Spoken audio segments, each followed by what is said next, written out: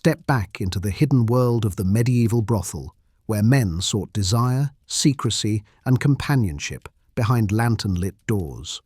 Discover how brothels shaped medieval life through laughter, music, dice games, rituals, and whispered encounters. Explore the women, the rules, the costs, the risks, and the myths that turned brothels into one of history's most fascinating forbidden spaces. The evening is darker than usual, the kind of night when shadows lean long across cobbled streets and the wind carries the smell of smoke from nearby hearths mixed with the dampness of the river. In a medieval town, the boundary between public life and private desire is never clear, and a man walking alone at dusk may be seen as simply a traveller heading home, or perhaps something else entirely. His footsteps echo softly, cautious and measured, because tonight curiosity has drawn him to a place he has only heard of in whispers, a house that offers more than ale and bread, a brothel. To arrive here is to step across a threshold between the ordinary and the forbidden, and before anything begins, there is always the moment of hesitation, a knock on the door. Brothels in the medieval world were both secretive and strangely ordinary. They were known places, tolerated by city officials, sometimes even owned by the town itself as a source of revenue, but never openly celebrated. A man might walk past during the day without noticing, the building blending into its neighbourhood of inns, taverns, and workshops. But at night, faint signs made themselves known, perhaps a lantern glowing red, perhaps a carved symbol above the doorway, perhaps the low sound of laughter drifting through shutters. For the man who has decided to seek it out, these signs serve as both invitation and warning. To approach is to admit something to himself that cannot be spoken in church or household, that curiosity has overcome caution. The walk itself is filled with contradictions. Fear sits alongside excitement, guilt beside anticipation. He knows what the priests say, that such houses are dens of sin, places that corrode the soul. Yet he also knows that these same houses are tolerated, regulated, even frequented by those who condemn them most loudly. Soldiers returning from campaigns, merchants after long days in the market, apprentices on the edge of adulthood. All find their way here. Desire is stronger than prohibition, and curiosity is stronger than fear. So he moves quietly, hoping no neighbour recognizes him, no guard stops him, no familiar face catches his eyes in the dim torchlight of the streets. When he reaches the house, the first impression is not always grandeur. Many medieval brothels were simple timber buildings, worn at the edges, with doors reinforced against unwanted intrusions. Some were more elaborate, especially in larger towns, with multiple rooms, a common hall, and a madam who kept order with strict rules. But in either case, the moment of arrival carries weight. To stand before the door is to confront not only the building, but the meaning of what lies within. Does he step back, return home, tell himself he was only walking? Or does he raise his hand and knock, announcing himself to a world both familiar and strange? The knock is rarely loud, a gentle tap, a cautious push, because discretion is survival in this kind of transaction. Too much noise and the street might notice, too much hesitation and courage might vanish. The sound of knuckles against wood marks the shift between outside and inside, public and private, sin and secrecy. Behind the door, someone listens, someone who must judge whether to open. Often it is a servant or a younger woman, tasked with screening visitors. She peers through a small opening, checking not only who he is, but whether he can pay, whether he looks like trouble, whether he carries danger with him. If he passes, the door creaks open, and a rush of warm air escapes, carrying with it scents of wine, smoke, perfume, and sweat. Inside, the atmosphere is different from the street. The hall may be dimly lit with candles or oil lamps, their light flickering across rough plaster walls. Laughter might float from another room, music played softly by a lute or pipe. Men gather at benches, drinking and speaking more freely than they would in the open tavern, while women move among them, dressed not in silks, but in brighter colours than one might see in the marketplace. For the man who has just entered, the sudden change can feel overwhelming. What was secret and shameful outside becomes open and normalized within. The brothel is its own world, with rules that do not match the church sermons or the guild statutes, a world where desire is currency and curiosity is welcome. Yet the knock that brought him here does not vanish. In his mind it lingers, the sound of crossing a boundary. He knows that once inside he is marked, not by a brand or scar, but by memory. He has joined the company of countless others who have sought the same path, but he also knows that he must never speak of it openly. In this way, the brothel is both common and hidden, ordinary in function, yet extraordinary in consequence. The knock is the point of no return, the moment when secrecy becomes action. What makes the experience so compelling is not only the promise of intimacy, but the atmosphere of permission. In the outside world, behavior is regulated tightly, by family expectations, by church doctrine, by guild rules. Inside the brothel, those regulations seem to loosen. The man who knocks is not a father, not a merchant, not a soldier, not a clerk. He is simply a client, a participant in a ritual older than the city itself.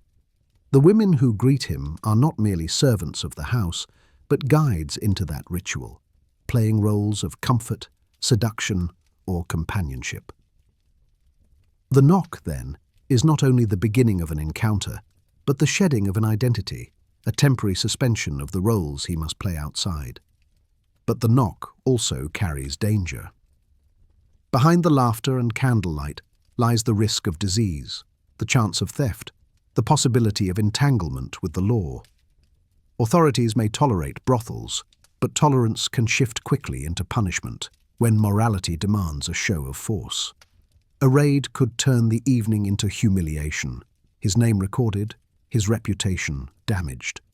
In this way, the knock is also a wager, a risk weighed against desire. Many who approach the door feel their heartbeat quicken, not only from anticipation, but from fear of what might follow. Yet history shows that the gamble was taken again and again, generation after generation, proof that the lure of the brothel outweighed the dangers. For the man, that first moment, the raised hand, the soft knock, the opening door, is the most vivid. It is the instant when imagination collides with reality, when rumour becomes experience. What follows may be pleasurable, disappointing, ordinary, or extraordinary, but it is always anchored to that single gesture of courage, curiosity, or weakness, depending on how one sees it. That knock is the sound of a medieval life stepping briefly out of its ordinary course, entering a house where desire is not hidden but sold, where secrets are not confessed but enacted. Sex may feel fleeting, wars may scar nations, dynasties may endure for generations. But the knock on the door of a medieval brothel marked something eternal about human nature. It was curiosity, fear, guilt, longing, and defiance, all bound together in one simple act. For the man who dared to lift his hand and strike wood, it was the beginning of an experience that both belonged to the age and transcended it, a moment that reveals as much about society as about the individual who walked through the door. Every journey to a medieval brothel began not with the touch of a door, but with the streets that carried a man there. In the cities and towns of Europe, the layout of streets was more than stone and mud. It was an expression of class, commerce, morality, and survival. To trace the path to a brothel is to step into the geography of temptation, to walk through neighbourhoods where the respectable rubbed shoulders with the disreputable, where shadows hid what daylight condemned. These were not grand avenues or cathedral squares. They were narrow lanes, riverbanks, and outskirts where life was cheaper and rules bent more easily. A medieval town often arranged itself like a body, with the church and market at its heart, guild halls and workshops forming the muscle, and the poorer quarters stretching outward like limbs. Brothels rarely stood in the centre. They were pushed to the edges, tolerated but not embraced. A man seeking one would often leave the paved market square, with its vendors shouting of bread, salt and cloth, and turn down narrower, darker passages. The further from the church bells, the closer to the districts where brothels stood. Authorities knew exactly where these houses were. In fact, in some cities, brothels were legally established, even owned by the municipality. They might be clustered near the gates, where travellers entered and left, or along the riverfront, where sailors brought coin and rough appetites. In London, Southwark across the Thames became notorious, its stews marked and regulated, sitting just far enough from the moral centre, but close enough to attract custom. In Paris, the Rue de la Harpe and neighbourhoods near the Seine carried reputations. In Italian cities like Florence, narrow alleys near the Arno held similar establishments. Always, the placement told a story. The brothel lived where authority could look away, but still profit, where men could find it without difficulty, but women of status could avoid the sight. The streets that led there often smelled of humanity. Tanneries and butchers dumped waste into the gutters, and the river carried both commerce and filth. The cobblestones were uneven, the alleys so narrow that two men might brush shoulders when they passed. Lanterns burned low, casting long shadows that made every corner uncertain. Rats scurried along walls, cats hunted them in silence, and stray dogs followed men in hope of scraps. These were the streets of workers, beggars, thieves, and wanderers. A man heading down them after dusk was already stepping into a world the respectable avoided. Yet the journey was not always hidden. Markets were often held near the same districts. Taverns, inns, and bathhouses clustered around brothels, creating a neighbourhood of entertainment and indulgence. A man could plausibly say he was heading for a drink or a meal, giving cover for his true intentions. The streets provided anonymity by being crowded with others seeking distraction, gamblers, drinkers, and those looking for warmth in the night. The same lamps that lit the doorway of a tavern lit the brothel nearby, blurring the line between one house of pleasure and another. For men of means, the journey carried both risk and thrill. A noble might disguise himself in simpler clothing, hood pulled low, slipping through alleys that his servants would never walk. A clerk might leave his papers behind, muttering prayers as he turned corners that led him away from the cathedral bells. A soldier might swagger openly, his uniform granting him license, his coins jingling loudly as if to announce his intent. In each case, the streets shaped the experience. Sometimes a gauntlet of shadows and fear, sometimes a parade of bravado, always a passage from the respectable to the forbidden. The locations themselves reveal the paradox of medieval society. The church thundered against fornication, calling brothels dens of sin, yet the same church often tolerated their existence, reasoning that such houses contained lust and protected respectable women. City authorities profited from rents, taxes, and fines. So the streets that led to brothels were also streets of compromise, where morality met pragmatism. Walking them was not merely a personal choice, but a reflection of how society balanced desire and condemnation, profit and piety. Along the way, signs guided the curious. Some brothels marked themselves with lanterns hung in certain colours, often red, a symbol that survives into modern times. Others displayed subtle carvings, a heart, a flower, a crescent moon, visible to those who knew what to look for. Word of mouth carried more weight than signs, and the streets themselves became guides. Ask the right tavern keeper. Follow the men who vanished after dark, and the path revealed itself. These clues gave the streets a dual life. By day they were ordinary, by night they whispered secrets. To walk those streets was also to court danger. Thieves and pickpockets haunted the same alleys, knowing that men heading to brothels often carried coins. Fights broke out outside taverns, drunken arguments spilled into gutters. and sometimes guards patrolled to enforce order. A man moving too carelessly might find himself robbed, beaten, or fined before he even reached the door. The streets demanded caution, a careful eye, and a willingness to risk what might come.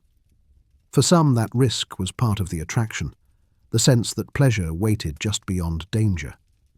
For others, the journey carried shame.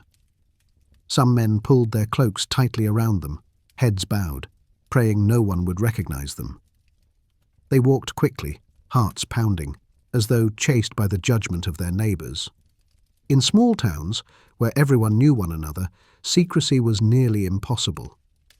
A single misstep, a glance at the wrong time, could spark rumor that spread faster than fire. For these men, the streets themselves became confessional, each step a sin they dared not admit aloud. Yet no matter how the journey was made, boldly or secretly, it was shaped by the same geography. The streets that led to brothels were arteries of desire, flowing through towns that condemned and profited from them in equal measure. They were both public and private, visible and hidden, ordinary and extraordinary. A man could walk them in daylight without thought, but at night they became charged with meaning. To step onto those streets was to enter a liminal space, neither entirely respectable nor entirely criminal. They were the thresholds of medieval life, places where contradictions were embodied in mud, stone, and shadow. For the man who made the walk, the streets offered anonymity, but also danger, possibility, but also guilt. By the time he reached the brothel door, the journey itself had already transformed him, stripping away the mask of ordinary life and preparing him for the knock that would follow. Sex may feel fleeting, wars may scar nations, dynasties may endure for generations, but the streets of medieval towns told stories of human desire written in stone and shadow. They carried men from markets to mysteries, from public duty to private indulgence. They were the paths that made brothels possible, the arteries of temptation flowing quietly alongside the sacred bells of the church. And in their twists and turns lay the contradictions of a society that condemned with one hand and profited with the other. Finding a medieval brothel was not always as simple as knocking on a door. The streets of a medieval town were crowded with taverns, inns, workshops, and homes, and not every building welcomed the same kind of visitor. To guide the curious and discreetly announce their purpose, brothels relied on signs and symbols, subtle cues that whispered more than they shouted. These markers existed in the spaces between secrecy and publicity, drawing in those who understood while avoiding the scorn of those who condemned. They became part of the language of the streets, a quiet code that allowed a man to step from hesitation into indulgence. The most enduring of these symbols was light itself. Lanterns, often hung above the doorway, served as both beacon and signal. In some cities, they were painted red, the color of passion and blood, a warning and invitation combined. The glow of such a lantern in an otherwise dark street could not be mistaken by those who knew its meaning. The tradition lingers even today, centuries later, in the term red light district. But in medieval Europe, the glow carried added weight. It signified not only pleasure but tolerance, a sign that the authorities had permitted this house to operate under regulation. For the man approaching, the sight of a lantern reassured him that he was not stepping into a random den of thieves, but into a recognized, if morally dubious, establishment. Beyond lanterns, brothels sometimes displayed carved or painted signs. A heart, a flower, or a crescent moon might adorn the doorway, symbols of desire, beauty, or mystery. In some places, a pair of doves represented companionship, while in others, a more practical sign such as a pitcher of ale hinted that more than drink was being served. The images were simple, often rustic, designed to be understood by men who could not read. Just as taverns used tankards or shoes to signify their trade, brothels relied on imagery to mark their purpose. To the unknowing eye, they might pass as decoration. To those who sought them, they spoke clearly. In certain cities, colour itself was the code. Prostitutes were required to wear specific clothing, often striped hoods or bright fabrics that set them apart. These garments not only marked the women in the streets, but also signalled the houses where they lived and worked. A cluster of women in distinctive colours outside a doorway was a sign stronger than any lantern. For the man seeking such company, the sight removed doubt. Yet it also carried risk, for the same colours marked the women for stigma, reminding everyone of their social exclusion. The brothel's sign, then, was also a brand of shame, tolerated but never celebrated. Not all symbols were visual. Sound played its role. Music drifting from within, a lute, a drum, or a rough chorus of voices, could signal festivity. Laughter spilling into the street was another cue, though often mingled with arguments or the rough tones of drunken men. Taverns, of course, carried the same sounds, but brothels layered them with hints of intimacy. A woman's voice raised in playful banter, the faint suggestion of songs not heard in the marketplace. For a man hesitating outside, these sounds were both enticing and unsettling, reminders that what lay within was alive, risky, and very human. Even the scent could betray a brothel's presence. Perfumed oils, incense, or the heavy aroma of spiced wine wafted from the interior. Medieval towns were not fragrant places. Tanneries, butchers, and refuse made the air thick with less pleasant odours. Against that background, a whiff of sweetness or smoke marked a difference. The man who caught such a scent might find himself drawn forward, curiosity stirred by something out of place. Still, the most powerful signs were those passed by word of mouth. Travellers, apprentices, and merchants carried knowledge of where to go, whispering directions in taverns or markets. A knowing glance, a half-spoken phrase, these were often safer than obvious signs.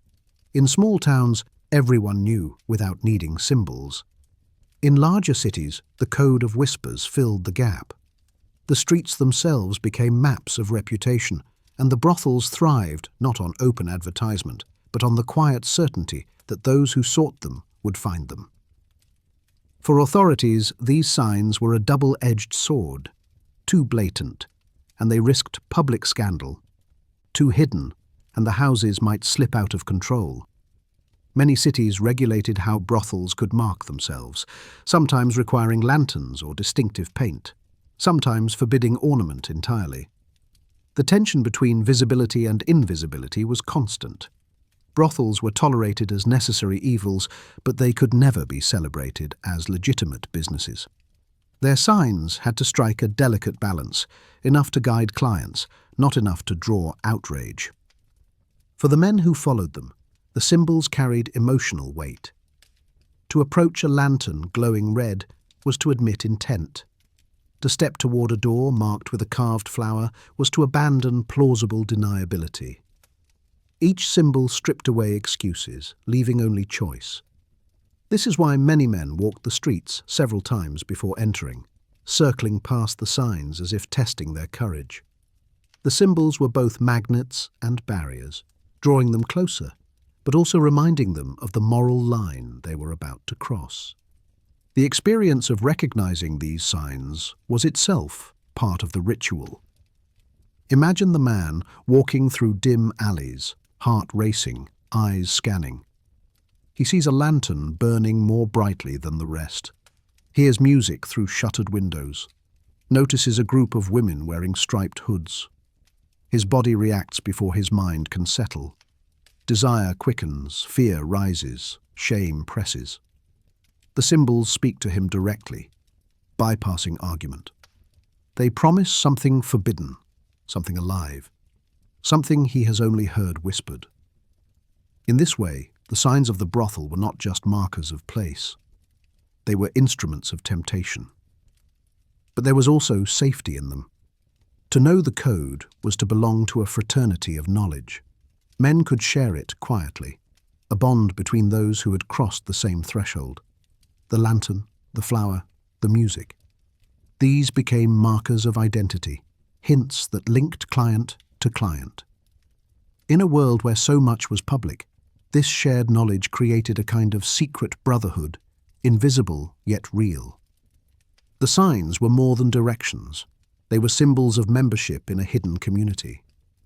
For historians, these signs and symbols reveal much about medieval life.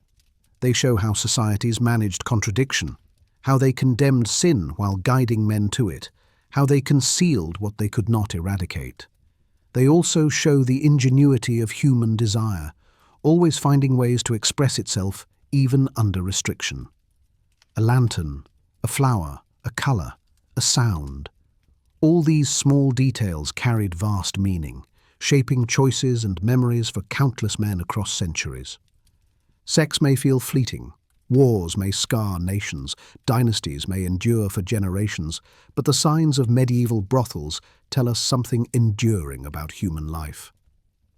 They remind us that desire seeks symbols, that societies balance morality with pragmatism, that secrecy and openness are never far apart. For the man who walked those streets, the symbols were not abstract. They were the threshold itself, guiding his steps toward the knock that would follow. When we imagine the men who stepped across the threshold of a medieval brothel, it is tempting to picture a single type: lonely, lustful, reckless. But the truth is more complicated and far more human. Brothels did not survive for centuries by serving only one class or one kind of man. They survived because all manner of men, from apprentices with a few copper coins to noblemen hiding under cloaks, found themselves drawn to the same door. To ask who walked inside is to explore the layers of medieval society, to see how desire crossed boundaries of wealth, power, age, and status, and how the brothel became a rare place where those lines blurred, even if only for an evening. The apprentice was perhaps the most common visitor. Young men sent away from their families to learn trades in bustling towns found themselves in a world filled with temptation. Their lives were disciplined: long hours in workshops, strict rules from masters, close quarters with other apprentices. Yet in every tavern and market, whispers of the brothel circulated. For an apprentice, the brothel represented initiation, not only into sex, but into adulthood itself. Often, older companions urged the younger ones to join them, teasing or daring them until curiosity overcame fear. They might pool coins, enough for a shared jug of ale and the services of a woman. Nervous, awkward, excited, the apprentice stepped into the brothel less as a man of means than as a boy crossing a threshold of experience. Merchants also walked inside, their purses heavier and their desires shaped by long days of bargaining and travel. For the merchant, the brothel was both distraction and reward. Arriving in town after weeks on the road, he carried goods to sell and coin to spend. Taverns gave him food and drink, but the brothel gave him something rarer: intimacy, even if bought. Merchants sought not only the body, but the conversation, the laughter, the chance to feel part of the city's hidden life. They might pay for better rooms, for wine, for longer hours, distinguishing themselves from poorer clients. For them, the brothel was not a secret shame, but part of the rhythm of commerce, as much a part of trade as the market stalls outside. Soldiers were another familiar presence. War and military life created both opportunity and hunger. Armies passing through towns left behind coin and chaos, and brothels filled quickly with men seeking relief from the brutality of campaign. For the soldier, hardened by marches and battles, the brothel was both escape and assertion. Some came for pleasure, others simply to remind themselves they were still human after days spent amid mud and blood. Their presence was often rowdy, and fights sometimes erupted between soldiers and other clients.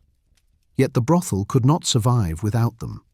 Armies brought both risk and prosperity.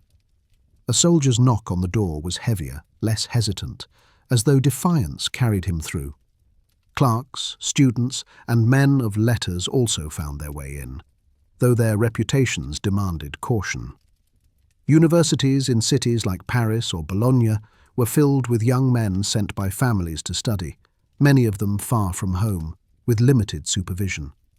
While priests thundered against sin, students were known to slip away at night, following the same paths as apprentices and merchants. For these men, the brothel was often framed as curiosity, a chapter in their education that no master would endorse, but few would be surprised by. Clerks working in chancelleries or courts sometimes did the same, justifying themselves as part of urban life. For them, discretion mattered more. A scandal could cost reputation. Yet even they walked inside, proof that learning and lust were not strangers. And then there were the wealthy and powerful. Nobles, knights, and even royal courtiers sometimes found their way to brothels, though never openly. For them, secrecy was paramount. Disguise was common. A cloak pulled low, a hood covering the face, a servant sent ahead to arrange payment. These men often sought exclusivity, demanding privacy, wine, and the company of women chosen carefully. The brothel mistress treated them with deference, for a powerful client could be both boon and danger. Nobles paid far more than apprentices or soldiers, sometimes enough to secure an entire room or even the whole house for an evening. Their presence demonstrated that the brothel was not merely the haunt of the poor, but a space where desire ignored rank, even if appearances had to be carefully managed. Not all who walked inside were strangers to the women. Some were regulars, familiar faces whose visits became part of the rhythm of the house. For these men, the brothel was not just a place of transaction, but of routine. They sought comfort in the familiar, conversation with women they knew, a semblance of relationship within the boundaries of purchase. This continuity created bonds that were complex, part affection, part performance, part survival. A regular client might be greeted warmly, given better drink, allowed more leniency. Yet he always knew, somewhere inside, that the bond was sustained by coin as much as by care. What unites these men, from apprentice to noble, is the mixture of fear and desire they carried with them. Each approached the door with a heart that beat faster, whether from shame, anticipation, or simple human longing. Each stepped across a threshold that society condemned in public, but tolerated in private. Each risked being seen, judged, or remembered. But each also chose to act, pulled by desire stronger than fear. The brothel was both equalizer and divider. Equalizing in that men of many stations entered, dividing in that what they paid and how they were treated still reflected their rank. The question of who walked inside also reveals much about the society around them.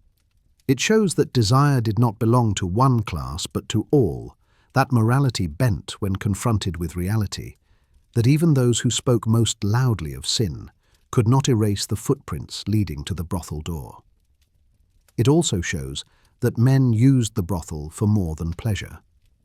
It was a place of initiation, of camaraderie, of escape, of power, of routine. It was both a refuge and a risk, both ordinary and extraordinary, shaping the rhythms of medieval towns as much as markets and churches did. To picture the variety of men who crossed that threshold is to see a tapestry of medieval life itself. The apprentice with trembling hands and borrowed coins, the merchant counting out silver with practiced ease, the soldier swaggering with ale on his breath, the student whispering Latin phrases he would never confess to his masters, the noble stepping lightly, hoping his disguise will hold. All walked the same streets, knocked on the same doors, and entered the same rooms. Their reasons differed, their fears varied, but their footsteps converged.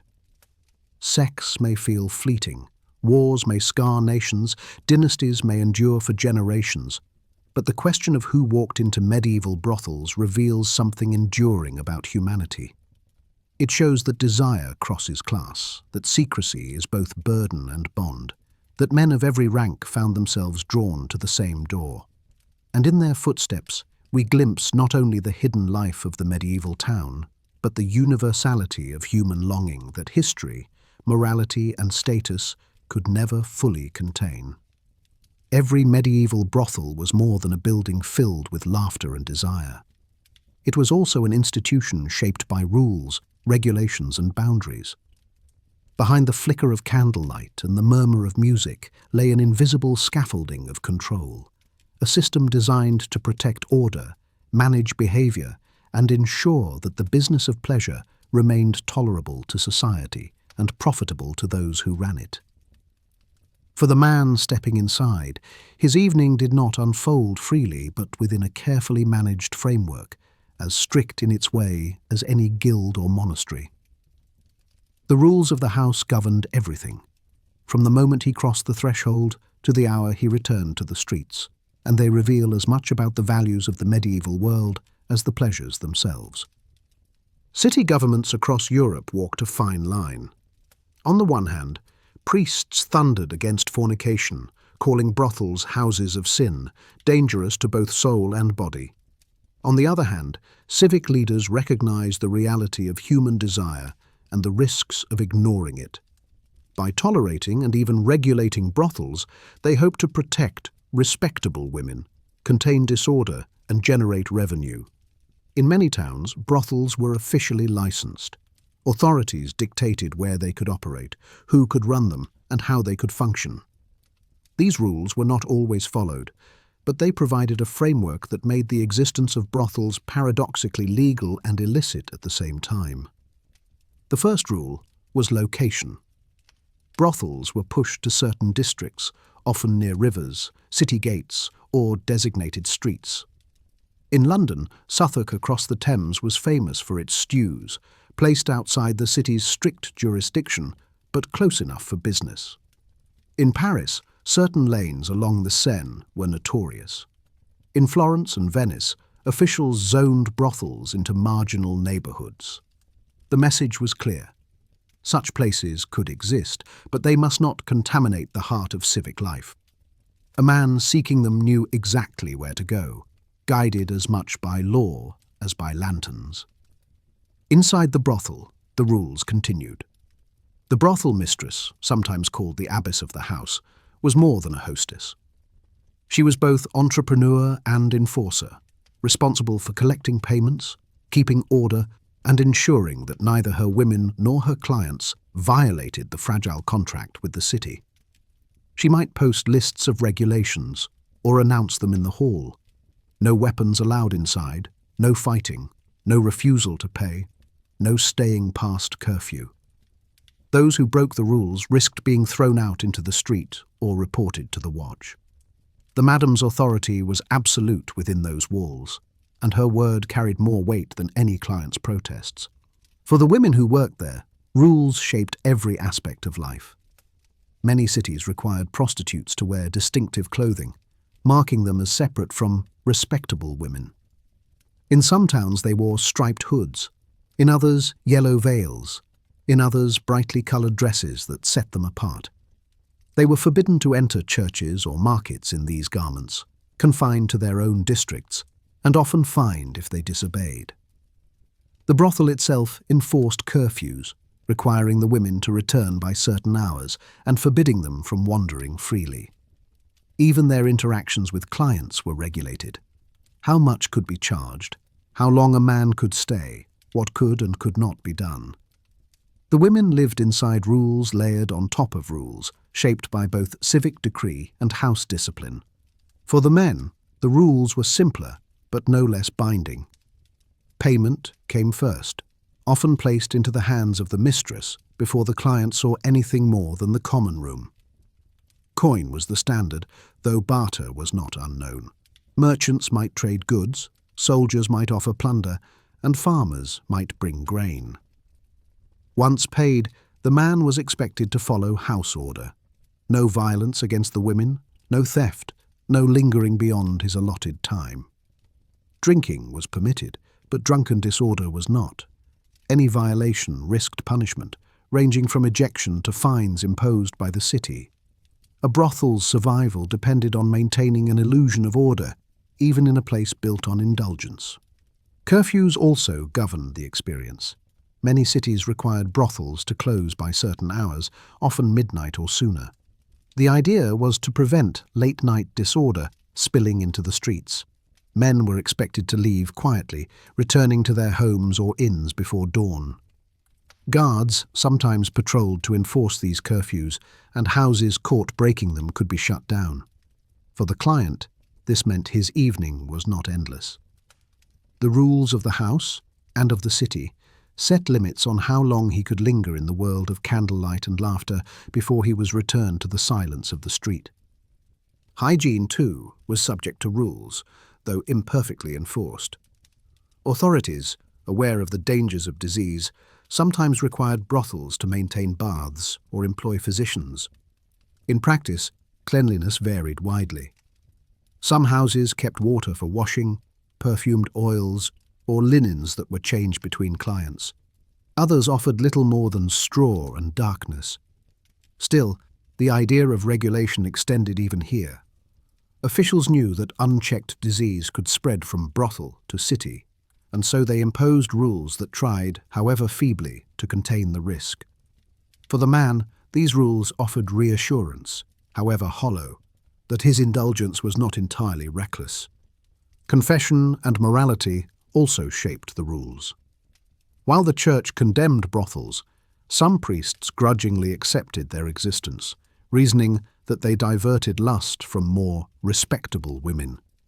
But the price was confession. Men who visited brothels were expected to confess their sins, often paying penance to balance their indulgence. This created a strange rhythm: sin and confession, indulgence and penance, all woven together into the fabric of medieval life. A man might leave a brothel and go straight to church days later, kneeling before a priest to speak words that both condemned and absolved him. The rules of the house thus extended beyond its walls, reaching into his soul and shaping how he saw himself. Rules also shaped reputation. In many towns, men caught in brothels during raids faced public shame. Their names could be recorded, their reputations damaged. To avoid this, discretion was demanded. Men entered quietly, left quietly, and spoke little afterward. The rule of silence was perhaps the most important of all. Everyone knew brothels existed. Everyone knew who visited, but public acknowledgement was forbidden. The contradiction was maintained by silence, a rule enforced not by written law, but by social survival. The balance of these rules reveals the paradox of medieval society. Brothels were condemned yet licensed, hidden yet signposted, sinful yet taxed. The rules of the house were not designed to eliminate sin, but to manage it, to channel desire into predictable patterns that society could tolerate. For the man who visited, these rules created an experience that was both liberating and restrictive. He could indulge his curiosity, but only within boundaries. He could explore desire, but only under supervision. He could walk a path forbidden by morality, but only along lines drawn by authority. And so the medieval brothel, far from being a place of chaos, was one of structure. Behind the laughter and music stood rules as rigid as any guild statute, rules that ensured the house could survive within a world that pretended to reject it. For the man, this meant his evening was not only about desire, but about navigating a system of obligations, payments, curfews, and silences.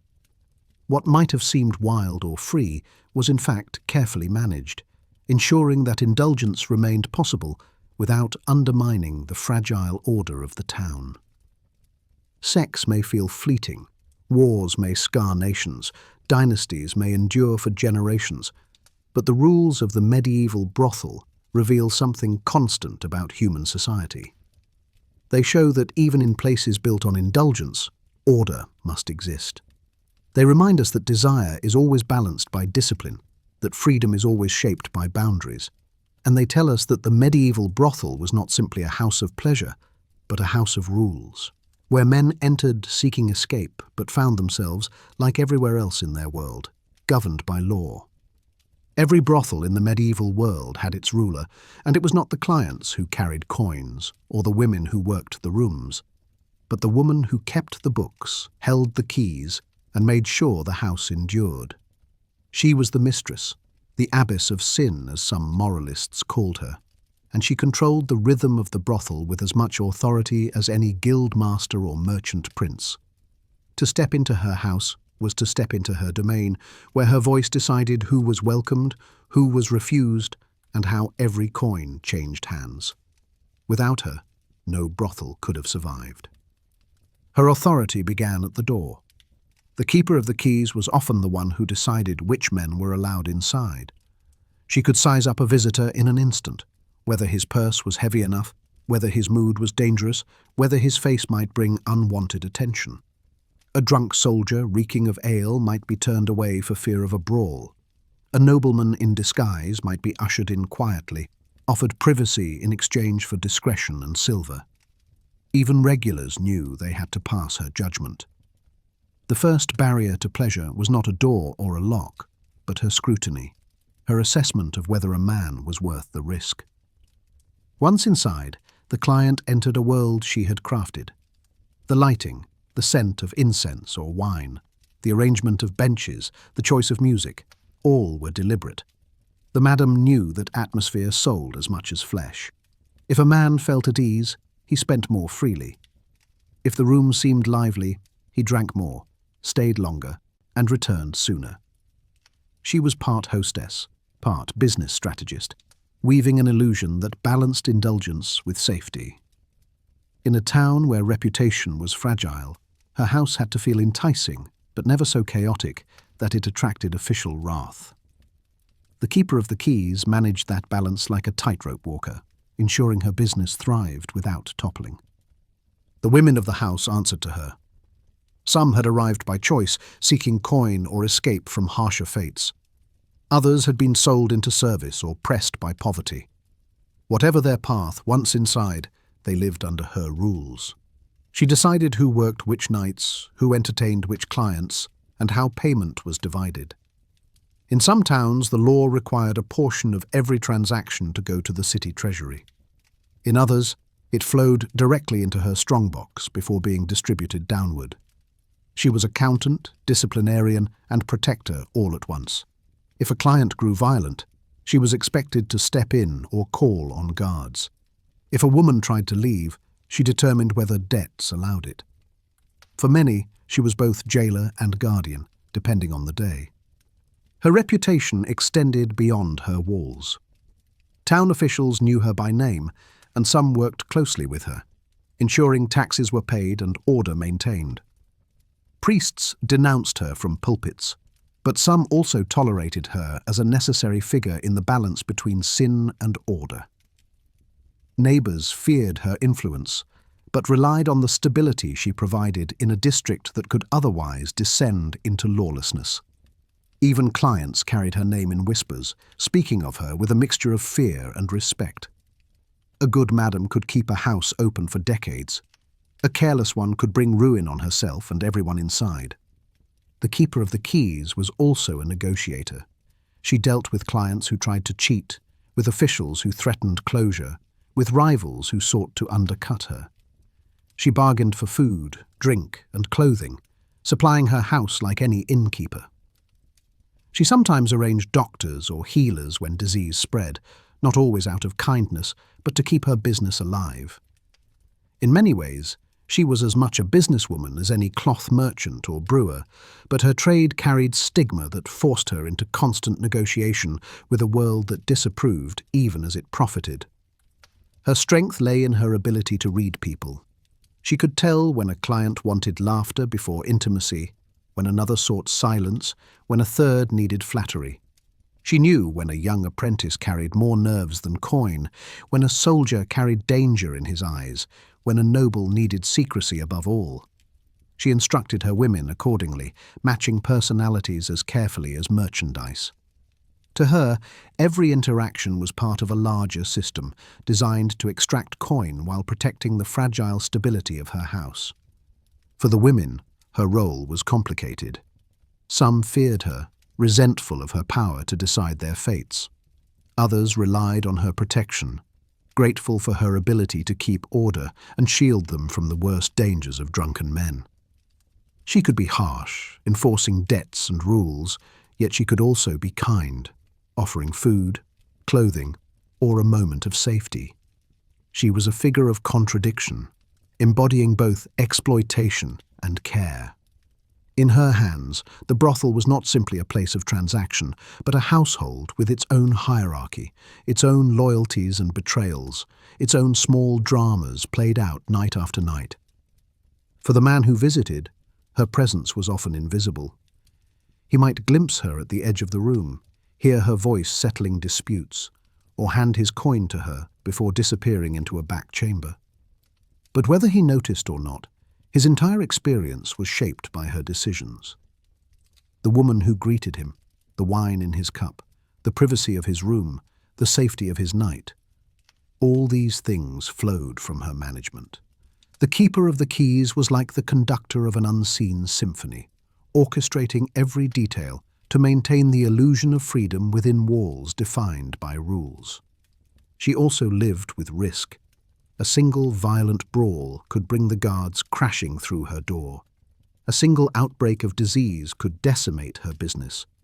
A shift in politics could brand her house a scandal instead of a necessity.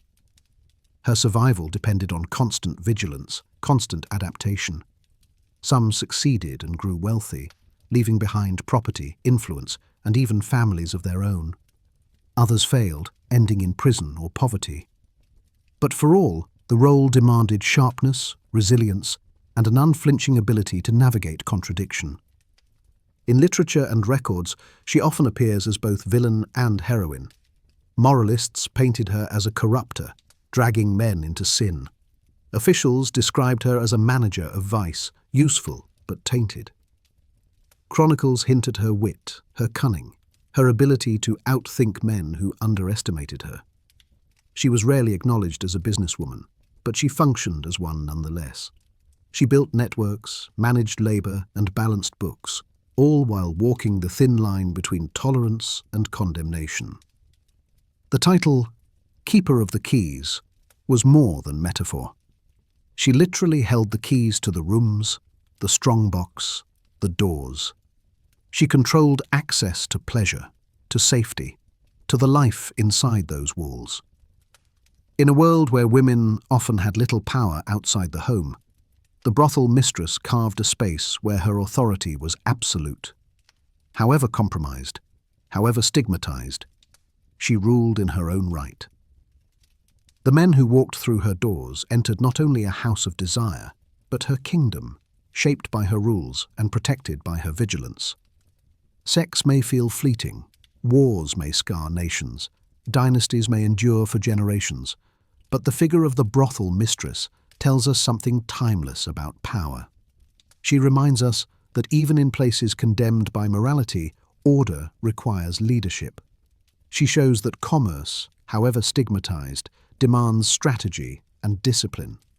And she reveals that behind every medieval brothel, behind every whispered story of laughter and sin, stood a woman with keys in her hand, deciding who entered, who stayed, and how the night unfolded.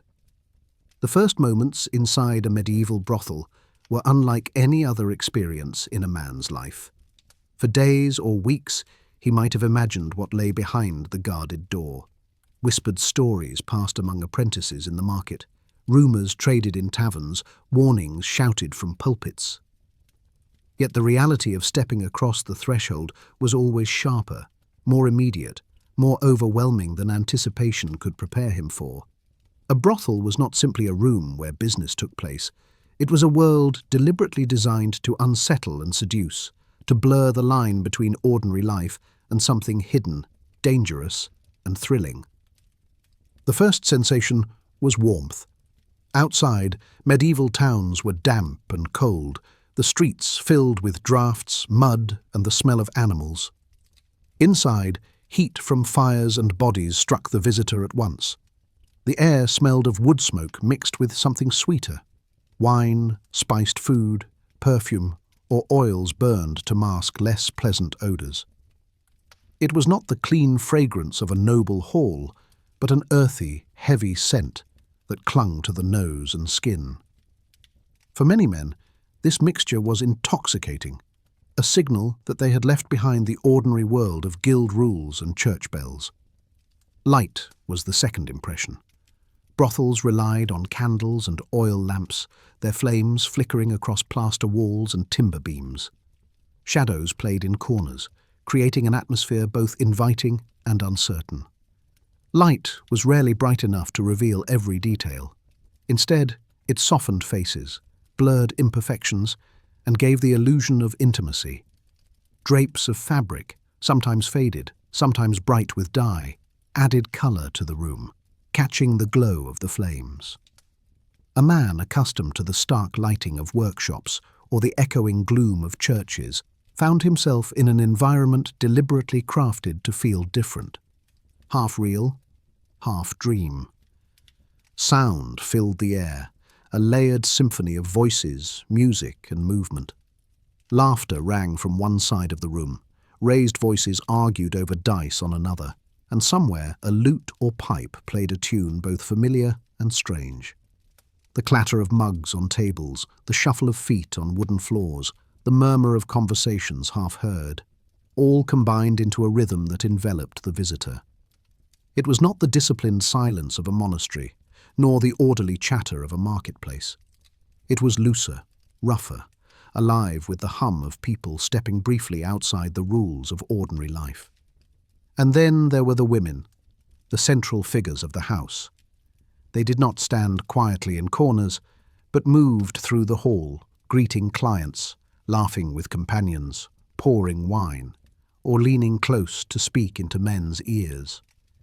Their clothing set them apart from women of the marketplace or the hearth, brighter fabrics, looser styles, necklines lower than custom, hair adorned with ribbons or uncovered in defiance of modesty. They were not dressed in silks like noble women, but neither were they clad in rags. Their appearance was carefully chosen to attract, to signal availability without illusion of nobility. For the man entering, their presence confirmed the reality of where he was. No longer whispers, no longer rumour. He was among women whose role was unambiguous. The brothel's mistress often arranged for a moment of welcome. Wine or ale might be offered, along with food if the house could afford it. A client's first impression had to be more than a transaction. It had to feel like an initiation into a space apart from the world outside. Men were encouraged to sit, to drink, to relax, to let nervousness fade before the evening continued. For some, this was the most memorable part. Sitting in a hall lit with firelight, surrounded by laughter and colour, aware that every glance, every touch of a hand, promised more to come. The emotional impact of this entry cannot be overstated. A man who had trembled outside the door found himself both reassured and unsettled inside. On one hand, the environment was designed to ease fear. Warmth, drink, conversation, the presence of others all made the space feel alive and familiar. On the other hand, he knew he had crossed into a place condemned by priests and whispered about in markets. That tension between comfort and guilt created a charged atmosphere, where every gesture seemed sharper, every sound more meaningful. The first impressions etched themselves deeply into memory, lasting long after the details of any single night were forgotten. For apprentices, this was often overwhelming. Many entered red-faced, speaking too quickly, unable to meet the eyes of the women who approached them. Their nervousness was gently teased, sometimes with laughter, sometimes with kindness, as older clients looked on knowingly. For merchants, the first impression was more practical. They measured the quality of drink, the cleanliness of the hall, the order of the house, as they would any business. For soldiers, the hall was familiar, echoing with rough humour and loud boasts. Yet for each, the effect was the same. The realization that they had entered a different world, one governed by different rules, where desire was acknowledged openly instead of suppressed. The house itself played a crucial role in shaping impressions. Some brothels were little more than taverns with back rooms, their furniture rough, their walls bare. Others were more elaborate, with painted murals, tapestries, and benches arranged like a feasting hall. A few cities, especially those that licensed brothels officially, maintained houses large enough to feel almost like guild halls of indulgence. The level of decoration, the quality of drink, the size of the rooms, all contributed to the atmosphere. But even the humblest brothel shared the same principle: to create a space distinct from the streets outside, a space that whispered freedom from ordinary rules. Not every impression was positive. Some men recoiled at the smell of unwashed bodies, the sight of straw-stuffed bedding, or the rough laughter of drunken clients. The reality often clashed with imagination. Brothels were rarely places of luxury, and the illusion of pleasure sometimes faltered in the face of hard wood benches and watery ale. Yet even then, the first impression remained powerful. The strangeness of the space, the presence of women who looked directly into men's eyes without modesty, the knowledge that he was part of a hidden ritual, all of it imprinted itself, whether with delight or disappointment. The brothel mistress knew this, and she guarded first impressions carefully. A fight at the door, an unruly client in the hall, a woman too visibly ill or weary. These could sour the experience and drive men away. She worked constantly to maintain the illusion, to ensure that even if the house was poor, it still felt alive, inviting, separate from the drudgery outside. She knew that clients judged not only the women, but the mood of the house itself. A brothel lived or died by its ability to impress in those first minutes, to convince a man that he had crossed into something worth returning to. The psychology of those impressions lingers even centuries later. Records and literature describe the mixture of excitement, shame, fascination, and relief that men felt upon entering. Some called it liberation, others temptation, but all agreed it was unlike anything else in medieval life. The brothel was a stage, and the client was both audience and actor, swept into a performance that began the moment he stepped inside. The first impressions set the tone for everything that followed, whether laughter, intimacy, regret, or return visits. Sex may feel fleeting, wars may scar nations, dynasties may endure for generations, but the first impressions of a medieval brothel remind us of something constant in human life. The warmth, the scent, the flickering light, the sound of laughter, the presence of women who broke the rules of modesty. These created a world apart, one that lured men across the threshold and etched itself into memory. For the man who entered, those first impressions were both invitation and warning, a glimpse of a hidden world that both belonged to his society and stood just outside it, fragile and forbidden, but unforgettable. The brothel was defined not by its walls, not by its lanterns, not even by its mistress, but by the women who lived and worked within. To step inside was to step into their world, a world shaped by circumstance, by survival, and by the complicated intersection of power, vulnerability, and resilience. Who these women were, where they came from, and how they carried themselves determined not only the tone of a single evening, but the entire reputation of the house. To understand the medieval brothel is to look closely at the women themselves, at their lives before the door, their roles within it, and the complicated truths of their existence. Many came from poverty. In medieval towns, opportunities for women were sharply limited. Marriage was expected, service in households was common, and work in trades was restricted by guild rules. Those without family support, or those cast adrift by widowhood, abandonment, or illegitimacy, often faced stark choices. Some found their way into brothels because there were no other options that allowed them to survive. For them, the brothel was not simply a house of sin, but a refuge, however imperfect, from the deeper misery of hunger or the cold indifference of the streets.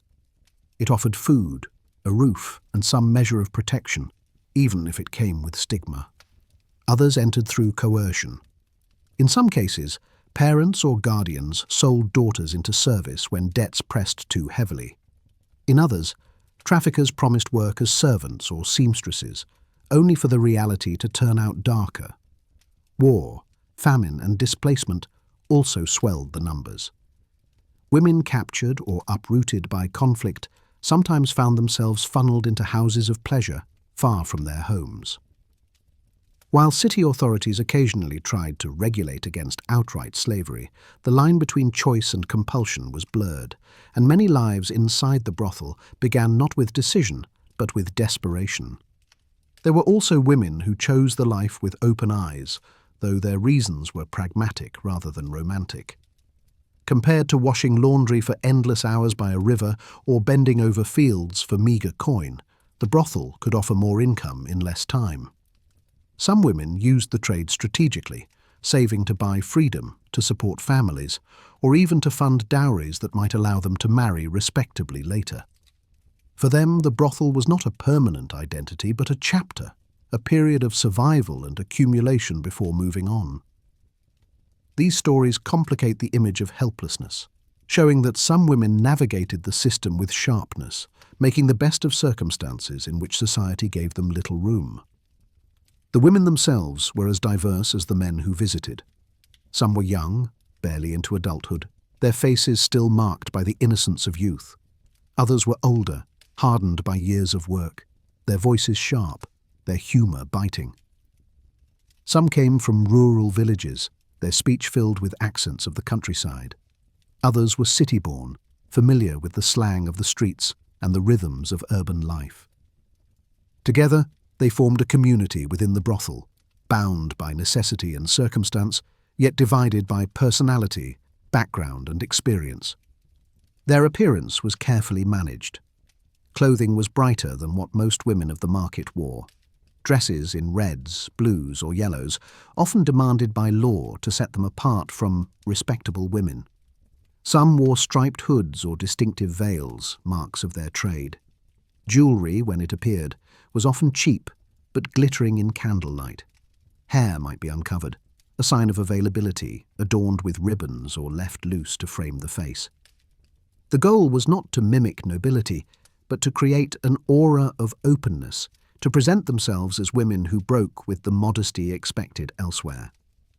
The visual impact was deliberate, part of the performance that made the brothel what it was. But appearance was only the surface. Their true skill lay in the way they carried themselves. A woman's success depended not only on her body, but on her ability to read men, to flatter, to laugh, to soothe, to tease. Some leaned on gentleness, offering comfort and kind words to nervous apprentices. Others relied on boldness, matching soldiers' rough humour with sharp wit. Others still played roles of mystery, speaking little, letting silence draw men closer. The variety was deliberate. The brothel's strength came from the diversity of personalities inside, ensuring that every client could find someone who met his desire, whether for tenderness, bravado, or intrigue. The daily lives of these women were demanding. They worked not only in the bedroom, but in the hall, pouring drinks, entertaining guests, singing songs, or joining games of dice. Their labour was constant, their smiles part of the service. Even when weary, they had to maintain the illusion of welcome. Some built small networks of loyalty with regular clients, ensuring steady income. Others relied on chance, greeting whoever came through the door.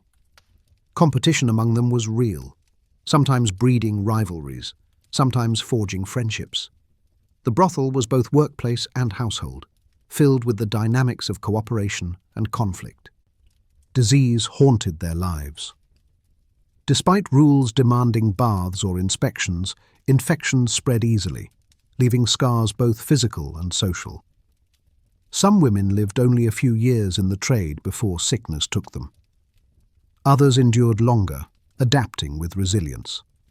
The brothel mistress sometimes arranged physicians, but care was minimal, often focused on keeping women working rather than healing them fully.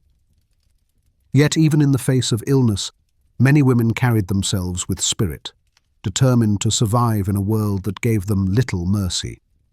Religion weighed heavily on their shoulders.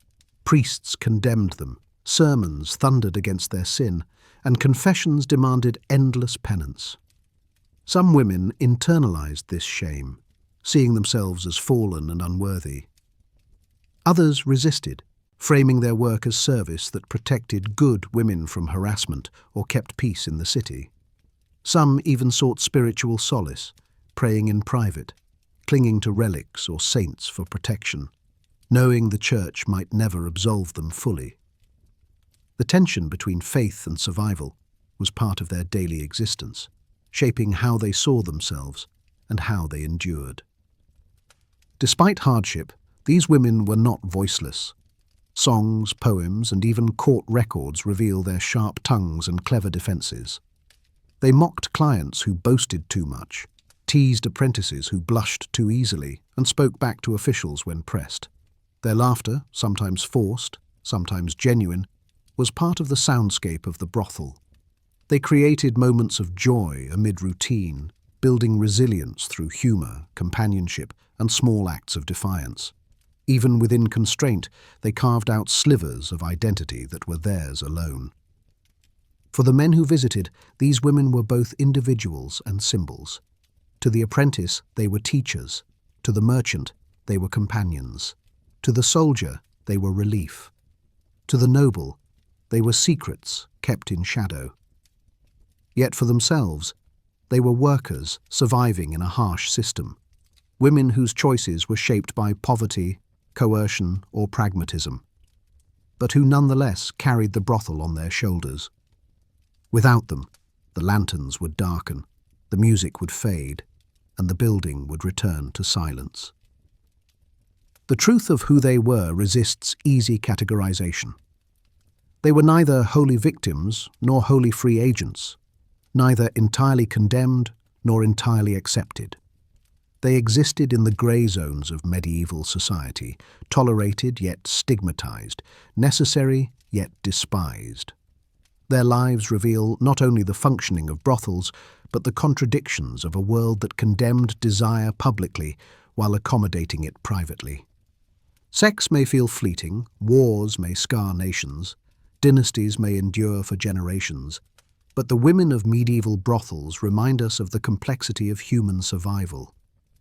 They were at once outcasts and central figures, condemned and sought after, fragile and resilient. To look at them is to see not caricatures of sin, but human beings navigating impossible choices.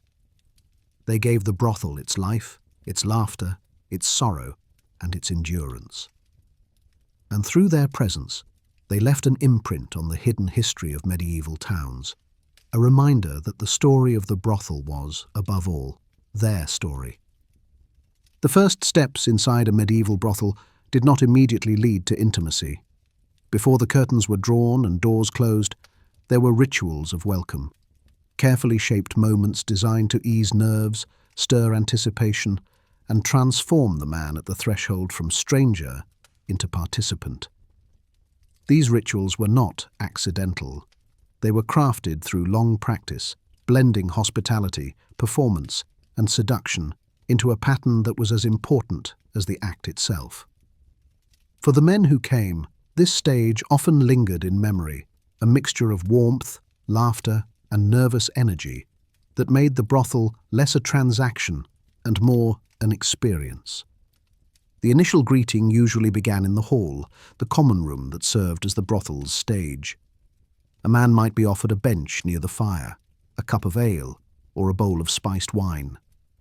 The drink was not merely refreshment, but part of the ritual. Alcohol softened nerves, dulled hesitation, and encouraged conversation. The warmth of the cup in his hands reminded him that he was a guest, welcomed into a house that, though condemned in sermons, carried itself with the familiarity of any tavern. For a client arriving with guilt heavy on his shoulders, this first gesture of hospitality was crucial. Food sometimes accompanied the drink. In larger, more prosperous houses, roasted meat, bread, and cheese might be set out, turning the hall into something closer to a feasting table. Even in humbler brothels, a platter of bread or dried fruit served the same purpose. Eating together created a sense of community, however temporary, between clients and women, blurring the boundaries of transaction. A man who chewed a crust of bread while laughing with companions was less likely to feel the weight of sin pressing on his conscience. The ritual was as much about dissolving barriers as about filling stomachs. The women participated in this stage with skill. They moved among the benches, pouring wine, sitting beside men, leaning close to speak softly. Their gestures were deliberate. Hands brushing against shoulders, laughter timed to encourage, compliments offered with practiced ease. Some played the role of flirtation, teasing apprentices who blushed easily. Others offered comfort, speaking gently to nervous clients. Others still leaned into boldness, matching soldiers' rough jokes with their own sharp humor. The welcome was tailored, shaped by reading the client's mood and adjusting the performance accordingly. Music often accompanied the welcome. A lute, pipe, or drum gave rhythm to the hall, turning conversation into chorus. Songs were bawdy or playful, chosen to lighten the atmosphere. Clients joined in, voices rough but enthusiastic, laughter rolling through the room. In some places, dancing followed, women drawing men into simple steps, the act of moving together, breaking down stiffness. Even if clumsy, the dancing brought smiles, eased tension, and prepared the body for intimacy by reminding it of rhythm and movement. For many, this stage felt like celebration, a moment when the brothel was not simply a house of sin, but a hall of festivity. Conversation was another part of the ritual. Before any man disappeared into a back room, he often spent time speaking with the women. Some talked about their trades, boasting of goods sold or journeys taken. Others spoke of local gossip, the affairs of the town, the latest edicts from officials. The women listened, asked questions, flattered, or laughed at the right moments. This was not idle chatter, but a performance of companionship. For the man who had come seeking more than release, it offered the illusion of connection, of being heard and seen, even if only for an evening. The mistress of the house often oversaw this stage. She ensured that clients were welcomed properly, that drinks were poured, that no man was left unattended.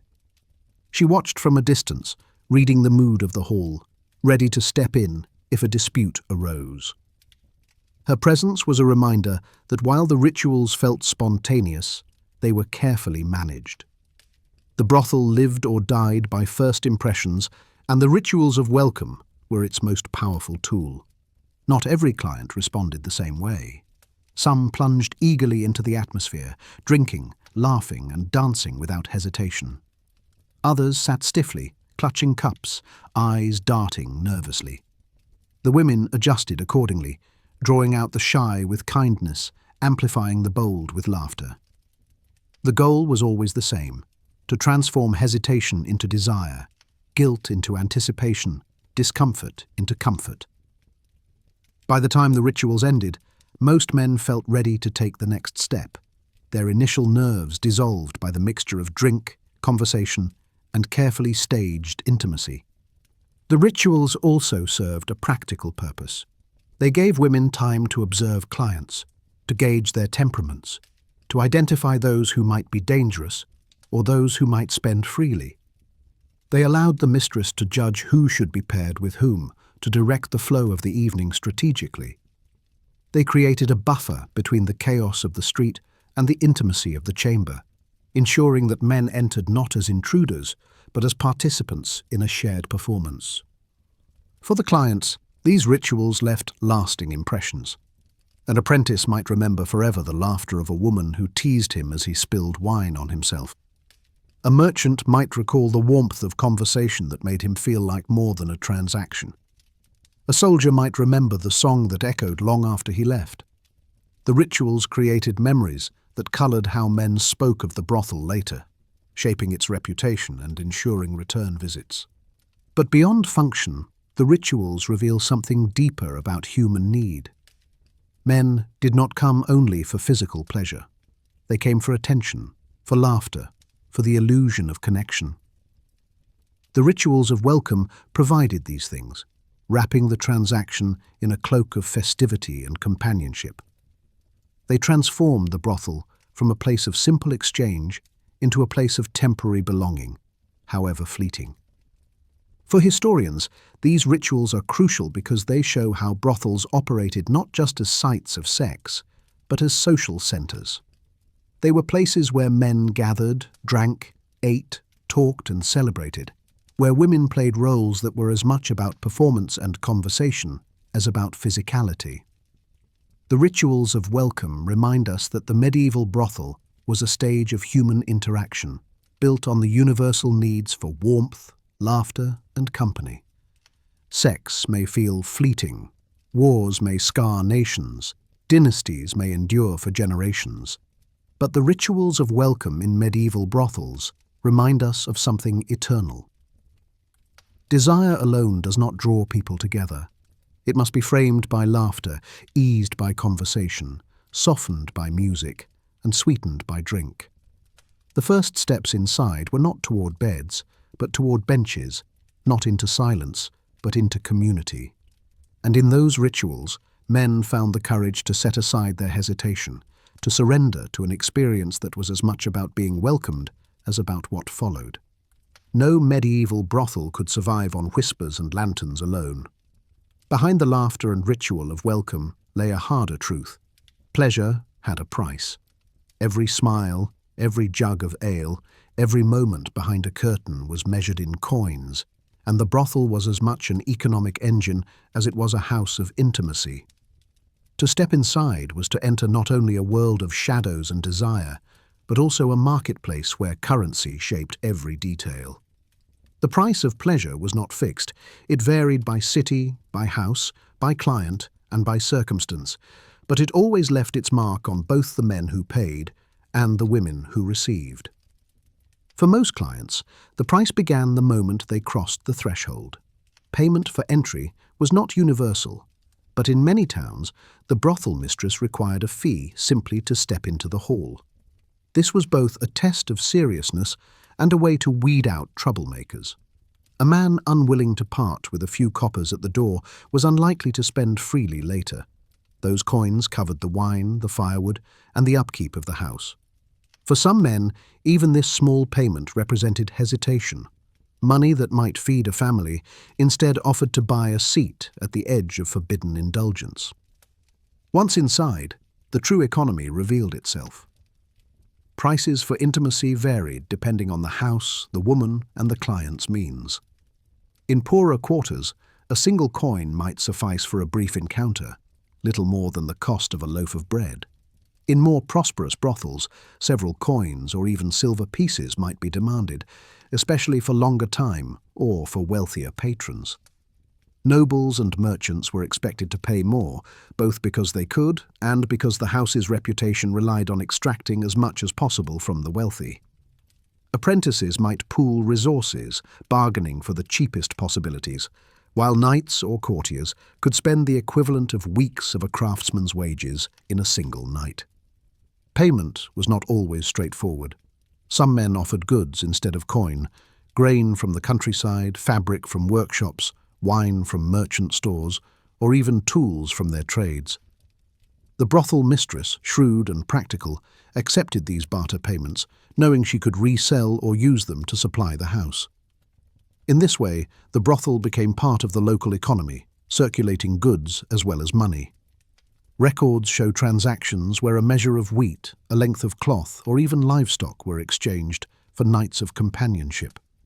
For a woman within, this meant her body and her labor were directly tied to the rhythms of the market. Time was also a form of currency. Rules often specified how long a man could remain with a woman once payment was made.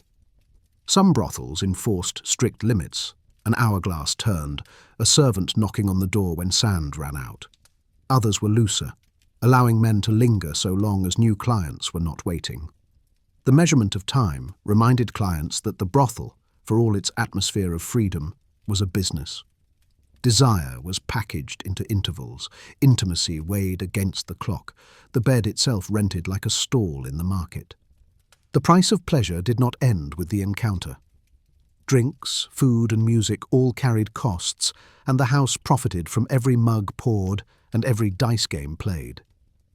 Some clients spent as much on ale and gambling as they did on intimacy, and brothel keepers encouraged it. The hall functioned like a tavern, where pleasure and profit were inseparable. For the man, the evening became an accumulation of expenses, each coin slipping from his purse with laughter and firelight. For the mistress, every gesture of hospitality was also a calculation of profit. For the women, the price of pleasure was more complex. They rarely kept the full payment for themselves. A portion went to the mistress for the use of the room, the clothing provided, the food eaten. Another portion sometimes went to the city treasury, collected as tax or rent. What remained might be enough for survival, but rarely for prosperity.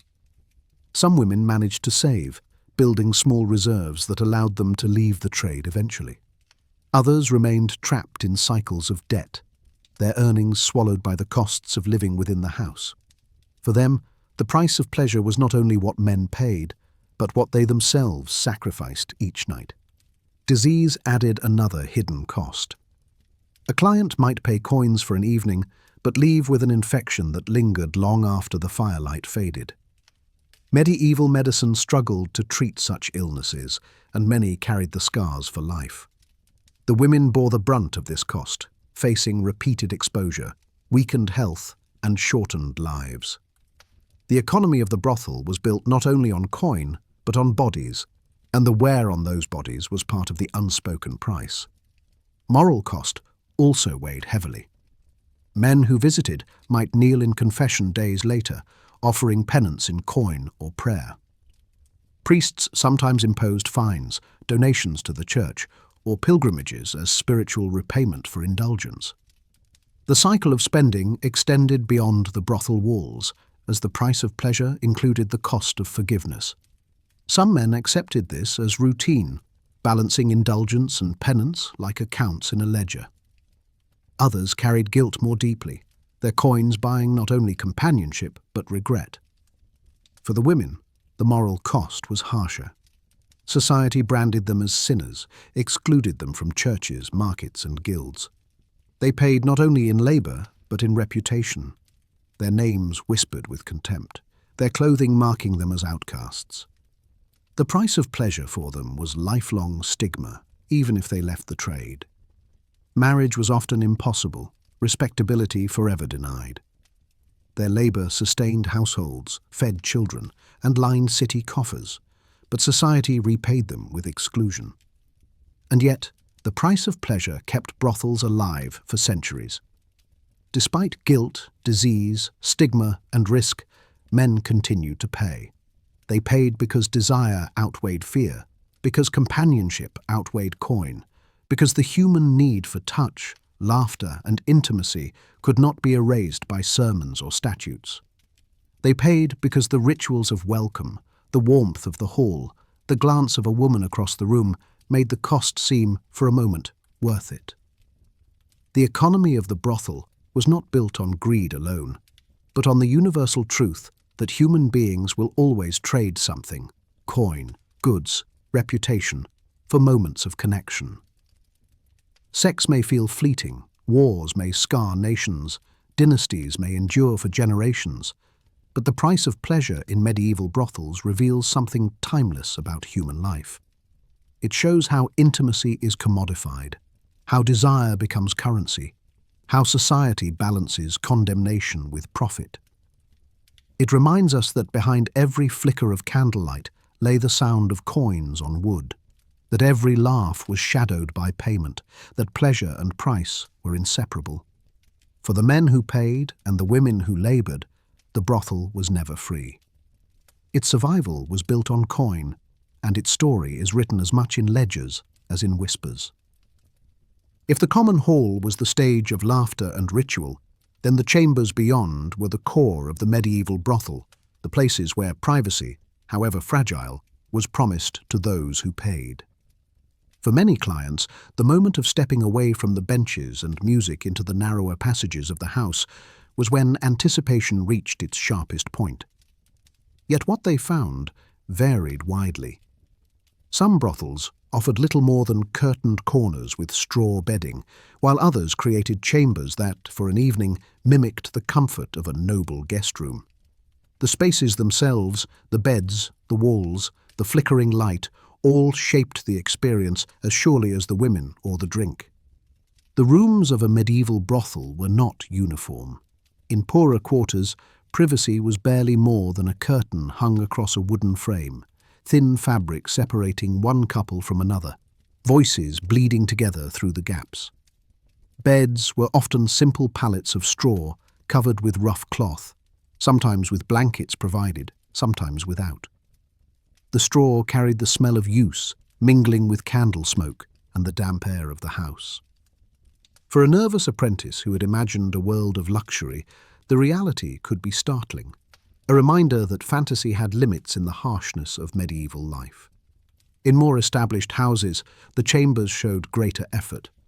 Wooden frames supported mattresses stuffed with straw or feathers, covered by cloth dyed in bright colours. Curtains hung from ceiling beams created small alcoves, enclosing clients in shadows that at least gave the illusion of privacy. Some houses added tapestries or painted walls, their images of flowers or saints creating a strange contrast with the purpose of the room. Oil lamps burned low, giving enough light to see faces while still softening imperfections.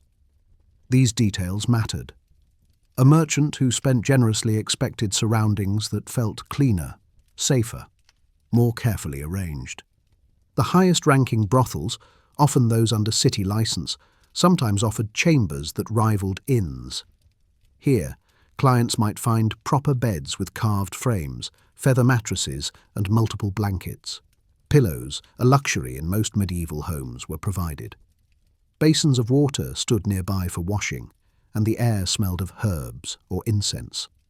Windows, when present, were shuttered tightly, adding to the sense of seclusion. For nobles or wealthy merchants, this environment justified the heavy coins paid, giving them not only intimacy, but a setting that reassured them of discretion and comfort. Yet privacy in these spaces was always relative. Curtains muffled, but did not silence voices. Walls kept eyes away, but not always ears. Servants moved through the halls. The mistress kept watch. Other clients came and went. A man might believe himself hidden, but the house lived and breathed around him. Secrets were never entirely secure, and the knowledge that others were close by gave the experience a particular tension. Some men were unsettled by it.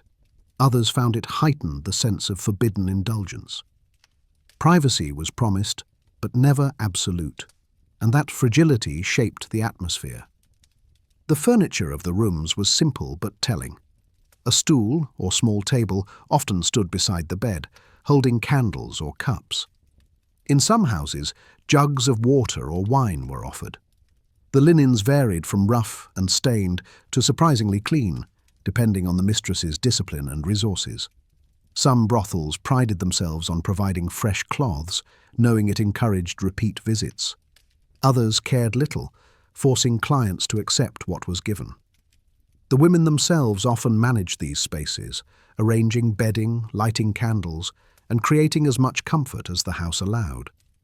Their ability to transform a bare room into an inviting space with gestures, words, and presence was part of their skill. For the clients, stepping into these rooms marked a shift. The hall was communal, filled with noise and performance. The chamber was intimate, shadowed, charged with immediacy. Even when thin walls or curtains meant that others were only feet away, the mind accepted the illusion of privacy. A man might speak more softly here, laugh less loudly, lower his guard. The room acted as a container for secrets, even if those secrets were fragile. The sense of being enclosed, hidden from the eyes of the street, gave weight to every gesture. The lack of true privacy, however, carried risks. Disputes between clients sometimes spilled from one chamber into another. Jealousies or drunkenness led to arguments, overheard by others. Servants and women alike sometimes listened to conversations, gathering knowledge that could later be used for gossip, leverage, or survival. A careless noble who revealed too much might find his secrets whispered in taverns. A merchant boasting of profits could draw thieves. The rooms promised intimacy, but also carried danger.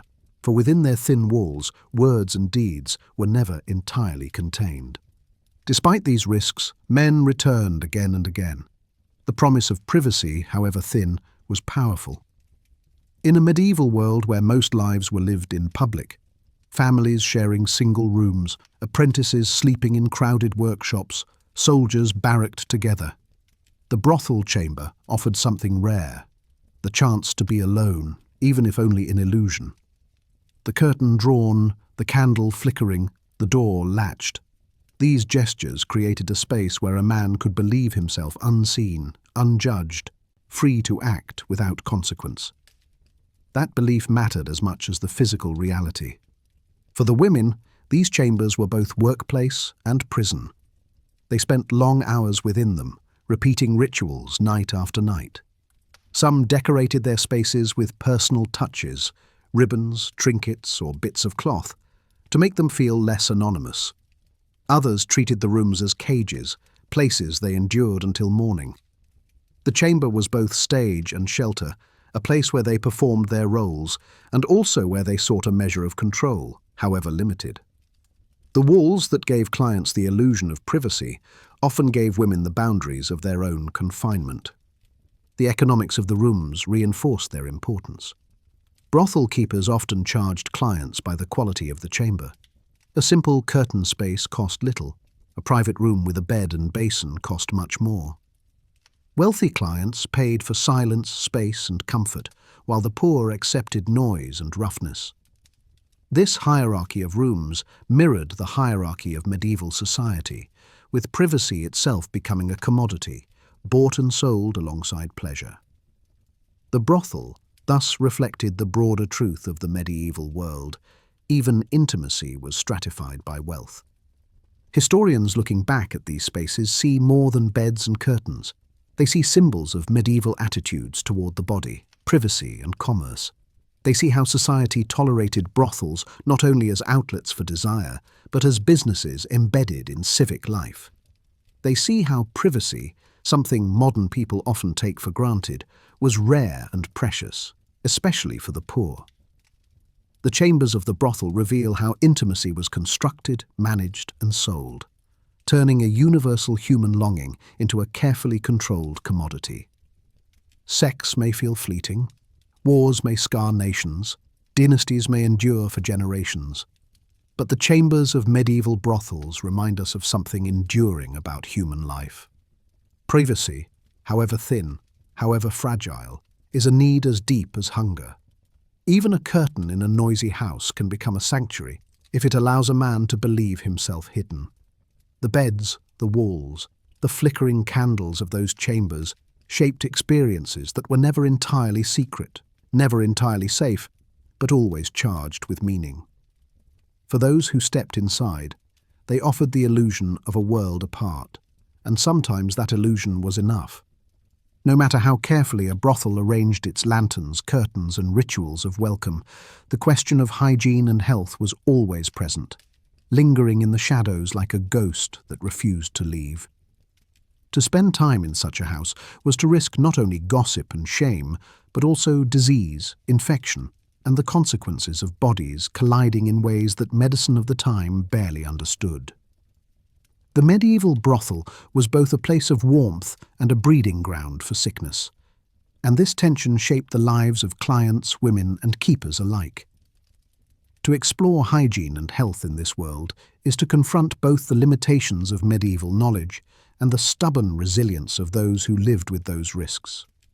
The first impression of cleanliness depended on the house. Some brothels worked hard to present themselves as respectable, at least by the standards of the time. Floors were swept, bedding replaced with some regularity, basins of water kept for washing, and incense burned to mask unpleasant odors. Herbs like rosemary, lavender, and sage were scattered on floors to sweeten the air. In larger licensed brothels, baths were sometimes available, wooden tubs filled with heated water, offering clients and women the chance to wash before or after encounters. For men accustomed to the grime of medieval towns, even a simple basin or the scent of herbs could create the impression of luxury. Other brothels cared less. In poorer quarters, straw mattresses were reused until they stank of sweat and rot. Linens were rarely washed, and chamber pots overflowed. The air was thick with smoke, drink, and unwashed bodies. Clients accepted this because they had no choice, their coins too few to afford better. The contrast between high and low houses was stark, but even in the best of them, standards of hygiene were far below what modern people would expect. The sense of cleanliness was often more illusion than reality, propped up by herbs, perfumes, and candlelight. Disease, however, did not respect illusion. From the 13th century onward, records speak frequently of the spread of venereal infections. These illnesses were poorly understood, often blamed on corrupted humours or divine punishment for lust. Treatments ranged from herbal poultices to mercury ointments, cures that were painful and sometimes deadly in themselves. Women bore the brunt of this burden, their bodies exposed night after night, their health eroded by repeated infections. Many did not live long in the trade, their lives shortened not only by poverty but by disease that spread silently through the brothel's walls. Cities were not blind to this danger. In some places, officials required women to undergo periodic health inspections, often performed by midwives or physicians. These examinations were crude and humiliating, aimed at protecting clients rather than caring for the women themselves. Women found to be ill were sometimes confined to special hospitals, such as the Magdalen houses that dotted Europe, places where they might recover, or simply be hidden from public view. The cycle of sickness and return was constant, for poverty left them little choice but to re-enter the trade once they were released. Bathhouses played a curious role in this story. Many medieval towns had public baths, where men and women sometimes mingled more freely than authorities liked. These baths became associated with both cleanliness and sexuality, and in some places they were linked directly to brothels. A client might begin his evening with a soak in warm, scented water, convinced that he was protecting himself from illness. In reality, the shared tubs often spread infections rather than prevented them. Still, the ritual of bathing carried powerful psychological weight, offering the illusion of purity before indulgence. The danger of disease extended beyond the women to the clients themselves. Soldiers returning from campaigns carried infections from brothel to brothel, spreading them across regions. Merchants travelling between cities did the same, making disease a hidden passenger of trade. Noblemen who contracted illnesses sometimes passed them to wives, creating scandals that shook courts. The brothel, tolerated as a means of containing lust, became instead a conduit for sickness, weaving it into the fabric of society. Yet despite the risks, men returned, proof that desire outweighed fear. For the women, the question of health was not only about infection, but about survival in daily life. Brothels were crowded, poorly ventilated, and filled with smoke from fires and candles. The constant strain on their bodies, the demands of clients, the lack of rest, all eroded health. Malnutrition was common, especially in poorer houses, where food was scarce or of poor quality. Injuries from violence also left scars, both visible and hidden.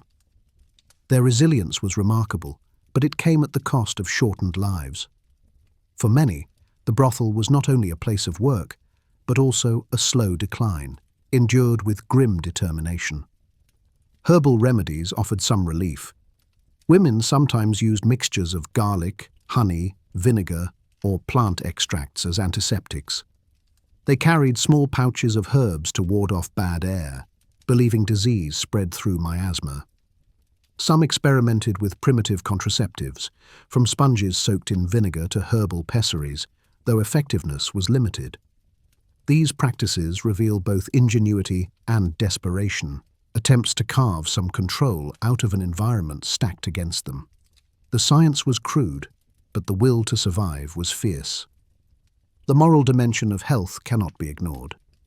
Illness in brothels was often framed as divine punishment, reinforcing the stigma attached to the women.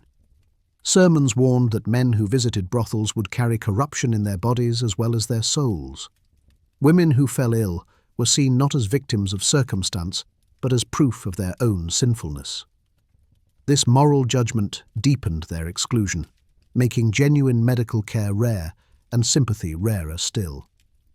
Yet behind the rhetoric were real human beings, coughing in darkened rooms, nursing sores, enduring pain, and still returning to work because hunger was stronger than fear. Despite everything, hygiene and health also provided moments of intimacy that transcended transaction. A woman bringing a basin of water, washing a client's hands or face, combing his hair, or rubbing oils into tired muscles created rituals of care. These acts blurred the line between service and tenderness, offering fleeting glimpses of humanity amid the commerce. For clients, these gestures could be as memorable as any encounter behind curtains, reminders that health and touch were bound together. For the women, they were tools of survival, strategies to encourage return visits and higher payments, but also moments where care became real. The brothel mistress understood the importance of managing health as much as managing money.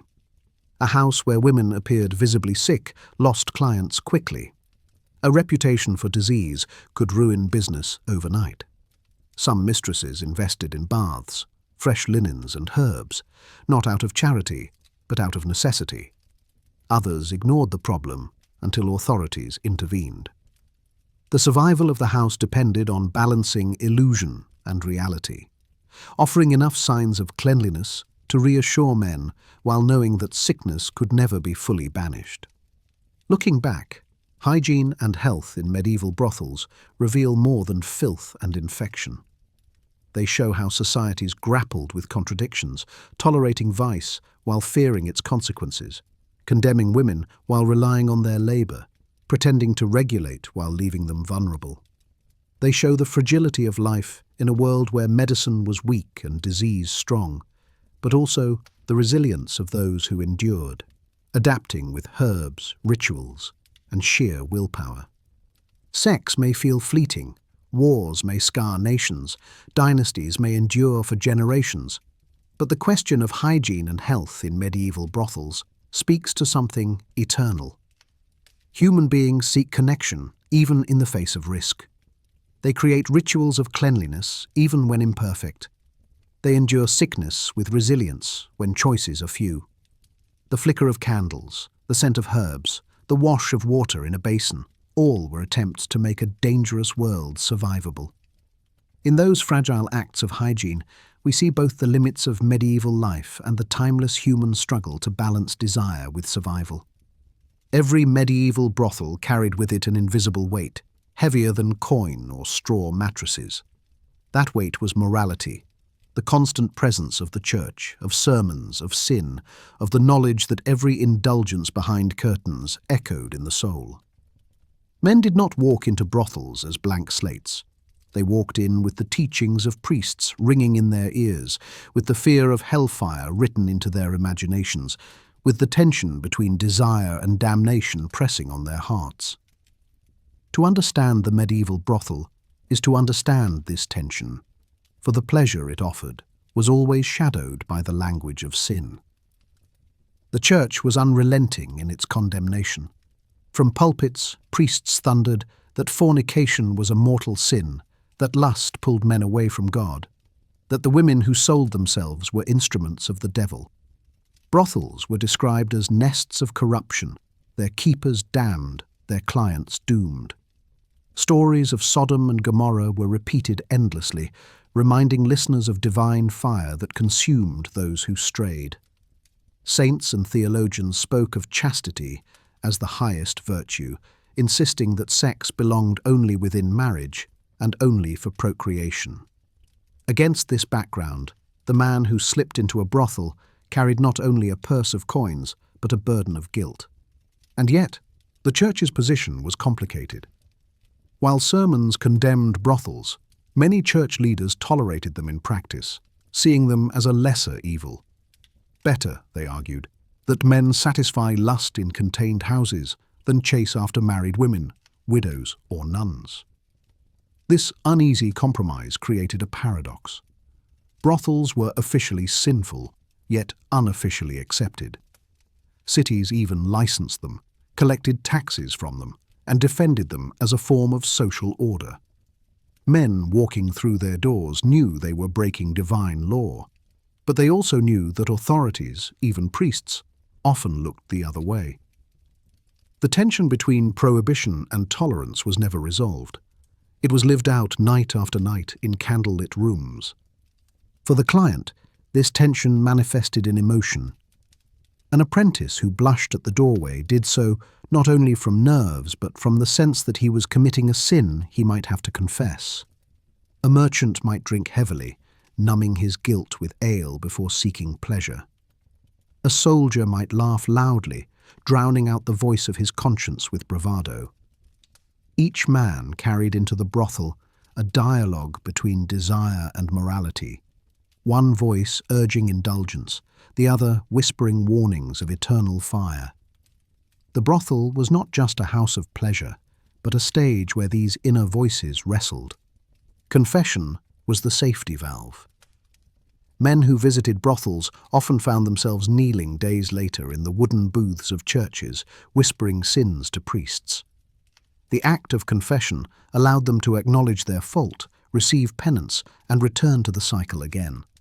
Some priests assigned prayers, fasts, or pilgrimages. Others demanded donations, turning sin into a source of revenue for the church. The cycle of sin and absolution became a rhythm, one that allowed men to live with contradiction. They could indulge on one night and repent on another, maintaining both their humanity and their faith. But the tension never vanished. It simply became routine, a pendulum swinging between indulgence and penance. For the women, moral tension was harsher. They bore not only the condemnation of their own acts, but also the stigma of society. While men could confess and resume respectability, women were often branded for life. They were called fallen, corrupted, unworthy of marriage or family.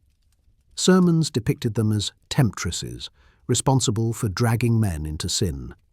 Yet at the same time, priests and officials admitted that their presence prevented greater chaos. This hypocrisy weighed heavily. Some women internalized the shame, seeing themselves as damned. Others resisted, arguing that their work served a purpose, protecting honorable women and satisfying a need men would pursue regardless. For them, survival required not only endurance, but also the ability to carry stigma that could never be erased. The rituals of the brothel itself reflected this tension. In some cities, brothel districts were marked with symbols of shame, lanterns painted in red, clothing rules that set the women apart, taxes collected under labels that declared their trade sinful. A man entering these places knew he was stepping into zones marked by society as both necessary and condemned. Even the architecture carried reminders. Brothels often stood near, but not within city walls, tolerated but distanced, as if geography itself reflected morality. Literature of the time reveals how deeply moral tension shaped perceptions. Moralists wrote cautionary tales of men destroyed by lust, their fortunes lost, their souls condemned. At the same time, poets and storytellers filled pages with bawdy humour, jokes about clerks and soldiers who slipped into brothels despite their vows. This duality, condemnation and laughter, mirrored society's contradictions. People knew brothels were sinful, yet they could not stop speaking of them, writing of them, laughing about them. The tension between sin and indulgence became a cultural performance in its own right. For clients, the most intense tension often came in the moments after leaving. The warmth of the room, the laughter, the closeness faded, replaced by the chill of the street, the silence of the night, the looming shadow of the church tower. Many men felt shame most acutely then, walking home quickly, cloaks pulled tight, hoping no neighbour saw. The bells of midnight mass or early matins reminded them that their actions, however hidden, were not erased. This aftertaste of guilt was part of the experience, a reminder that pleasure came at a moral cost. And yet, men returned. The power of desire outweighed the weight of sermons. This cycle of indulgence and guilt, of confession and return, reveals the human condition in stark terms. Medieval men knew the rules, knew the punishments, knew the eternal stakes, and still chose to step across the threshold. The brothel lived in the space between morality and desire, a space never reconciled but always inhabited. That tension was its lifeblood, for without prohibition, indulgence would lose its allure, and without indulgence, prohibition would lose its grip. For the women, the tension carved lives of paradox. They were condemned yet sought after, excluded yet central, despised yet depended upon. Their moral status was a weight they carried every day, heavier than the coins they earned. Some turned to private devotion, praying in secret, clinging to relics, hoping for mercy beyond the grave. Others hardened themselves, mocking sermons and embracing the role society forced upon them. Each carried the tension differently, but none could escape it. To study this moral tension is to see medieval society laid bare. It reveals a world where the Church's authority was immense, yet desire proved stronger than doctrine. It shows how men and women navigated contradiction with rituals of confession, with laughter, with silence, with hypocrisy. It shows that morality was not a barrier, but a constant companion, shaping every decision, every glance, every coin exchanged. Sex may feel fleeting, wars may scar nations, dynasties may endure for generations, but the moral tension of medieval brothels tells us something timeless. Desire and condemnation, indulgence and guilt, freedom and fear. They coexist in every society, never fully reconciled. The flicker of candlelight inside those houses was always shadowed by the bells of the church outside. Men walked in with both hunger and shame. Women lived within both survival and stigma. And the brothel itself existed in a paradox that could never be untangled. That tension, heavy and enduring, was as much a part of the experience as any touch or kiss. If the medieval brothel had a heartbeat, it was carried not in silence, but in sound. The moment the lanterns were lit at dusk, the house filled with a chorus that rose and fell like a tide. Laughter spilling across wooden beams, the clatter of mugs against tables, the twang of strings plucked on a lute, the creak of beds beyond thin curtains.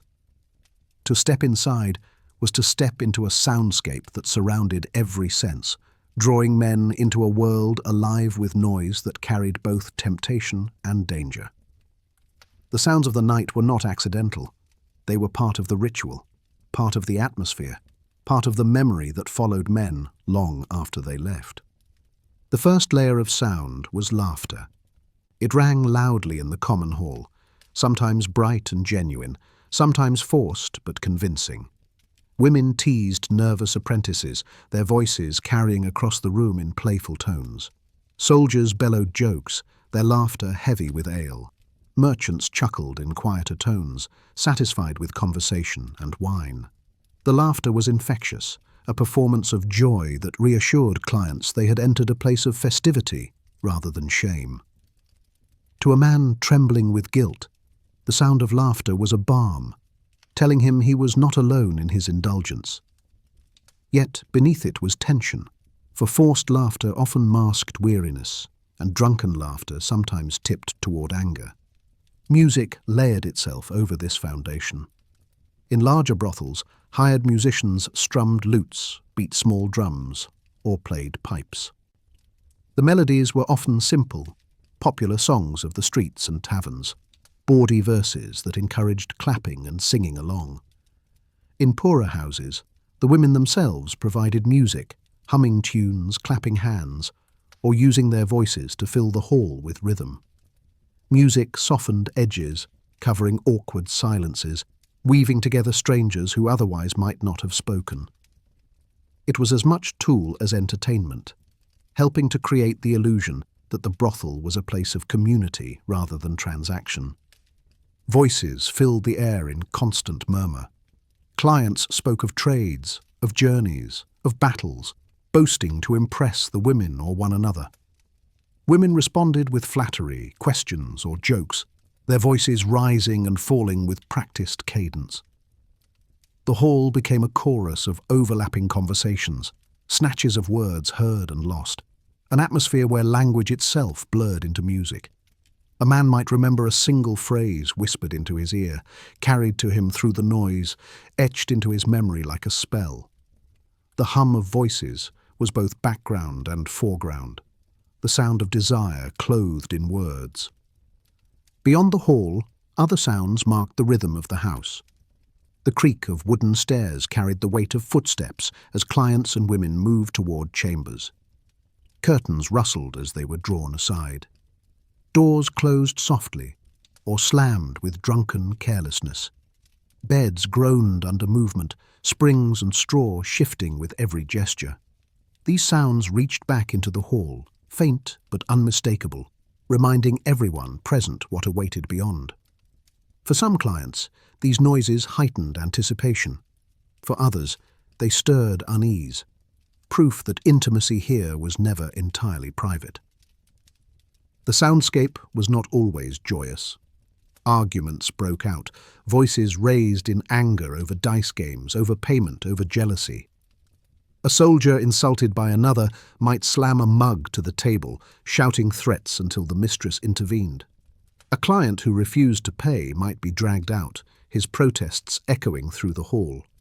These disruptions were dangerous, for too much noise could attract the attention of watchmen or neighbors.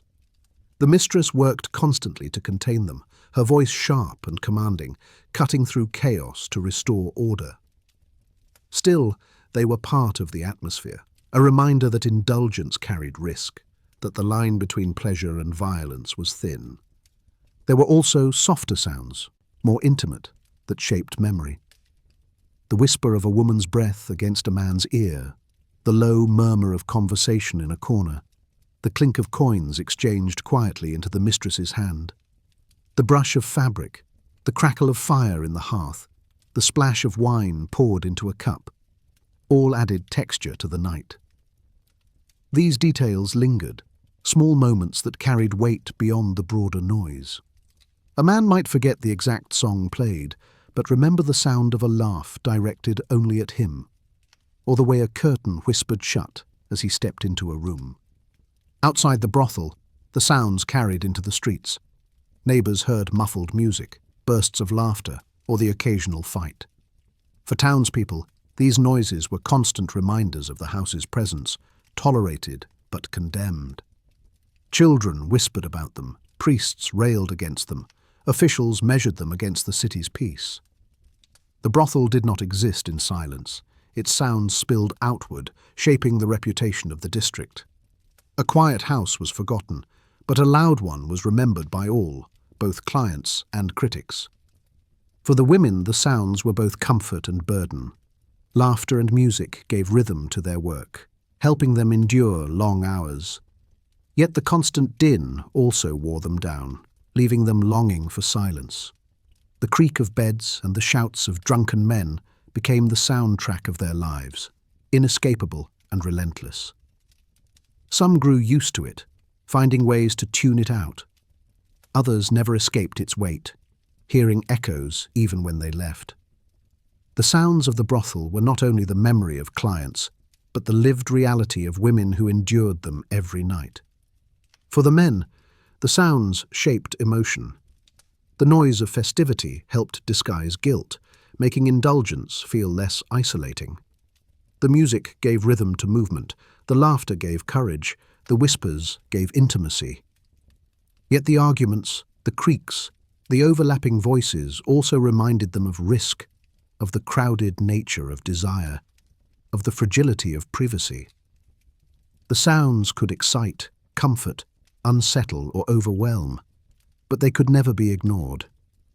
To enter a brothel was to step into noise, to surrender to its chorus, to carry it home in memory long after leaving. Historians today see in these sounds a window into medieval life. They reveal how brothels functioned not only as sites of intimacy, but as social spaces where music, laughter, and conversation blended commerce with festivity. They reveal the tension between joy and danger, between community and secrecy. They show how sound shaped perception, turning houses of transaction into houses of memory. The noise was part of the performance, part of the illusion, part of what made the brothel endure as more than a shadow on the edge of town. Sex may feel fleeting, wars may scar nations, dynasties may endure for generations, but the sounds of the medieval brothel tell us something timeless. Human beings gather in noise as much as in silence.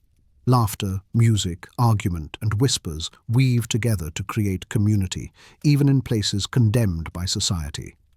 The creak of beds, the hum of voices, the clash of mugs, the sudden hush when a curtain closes.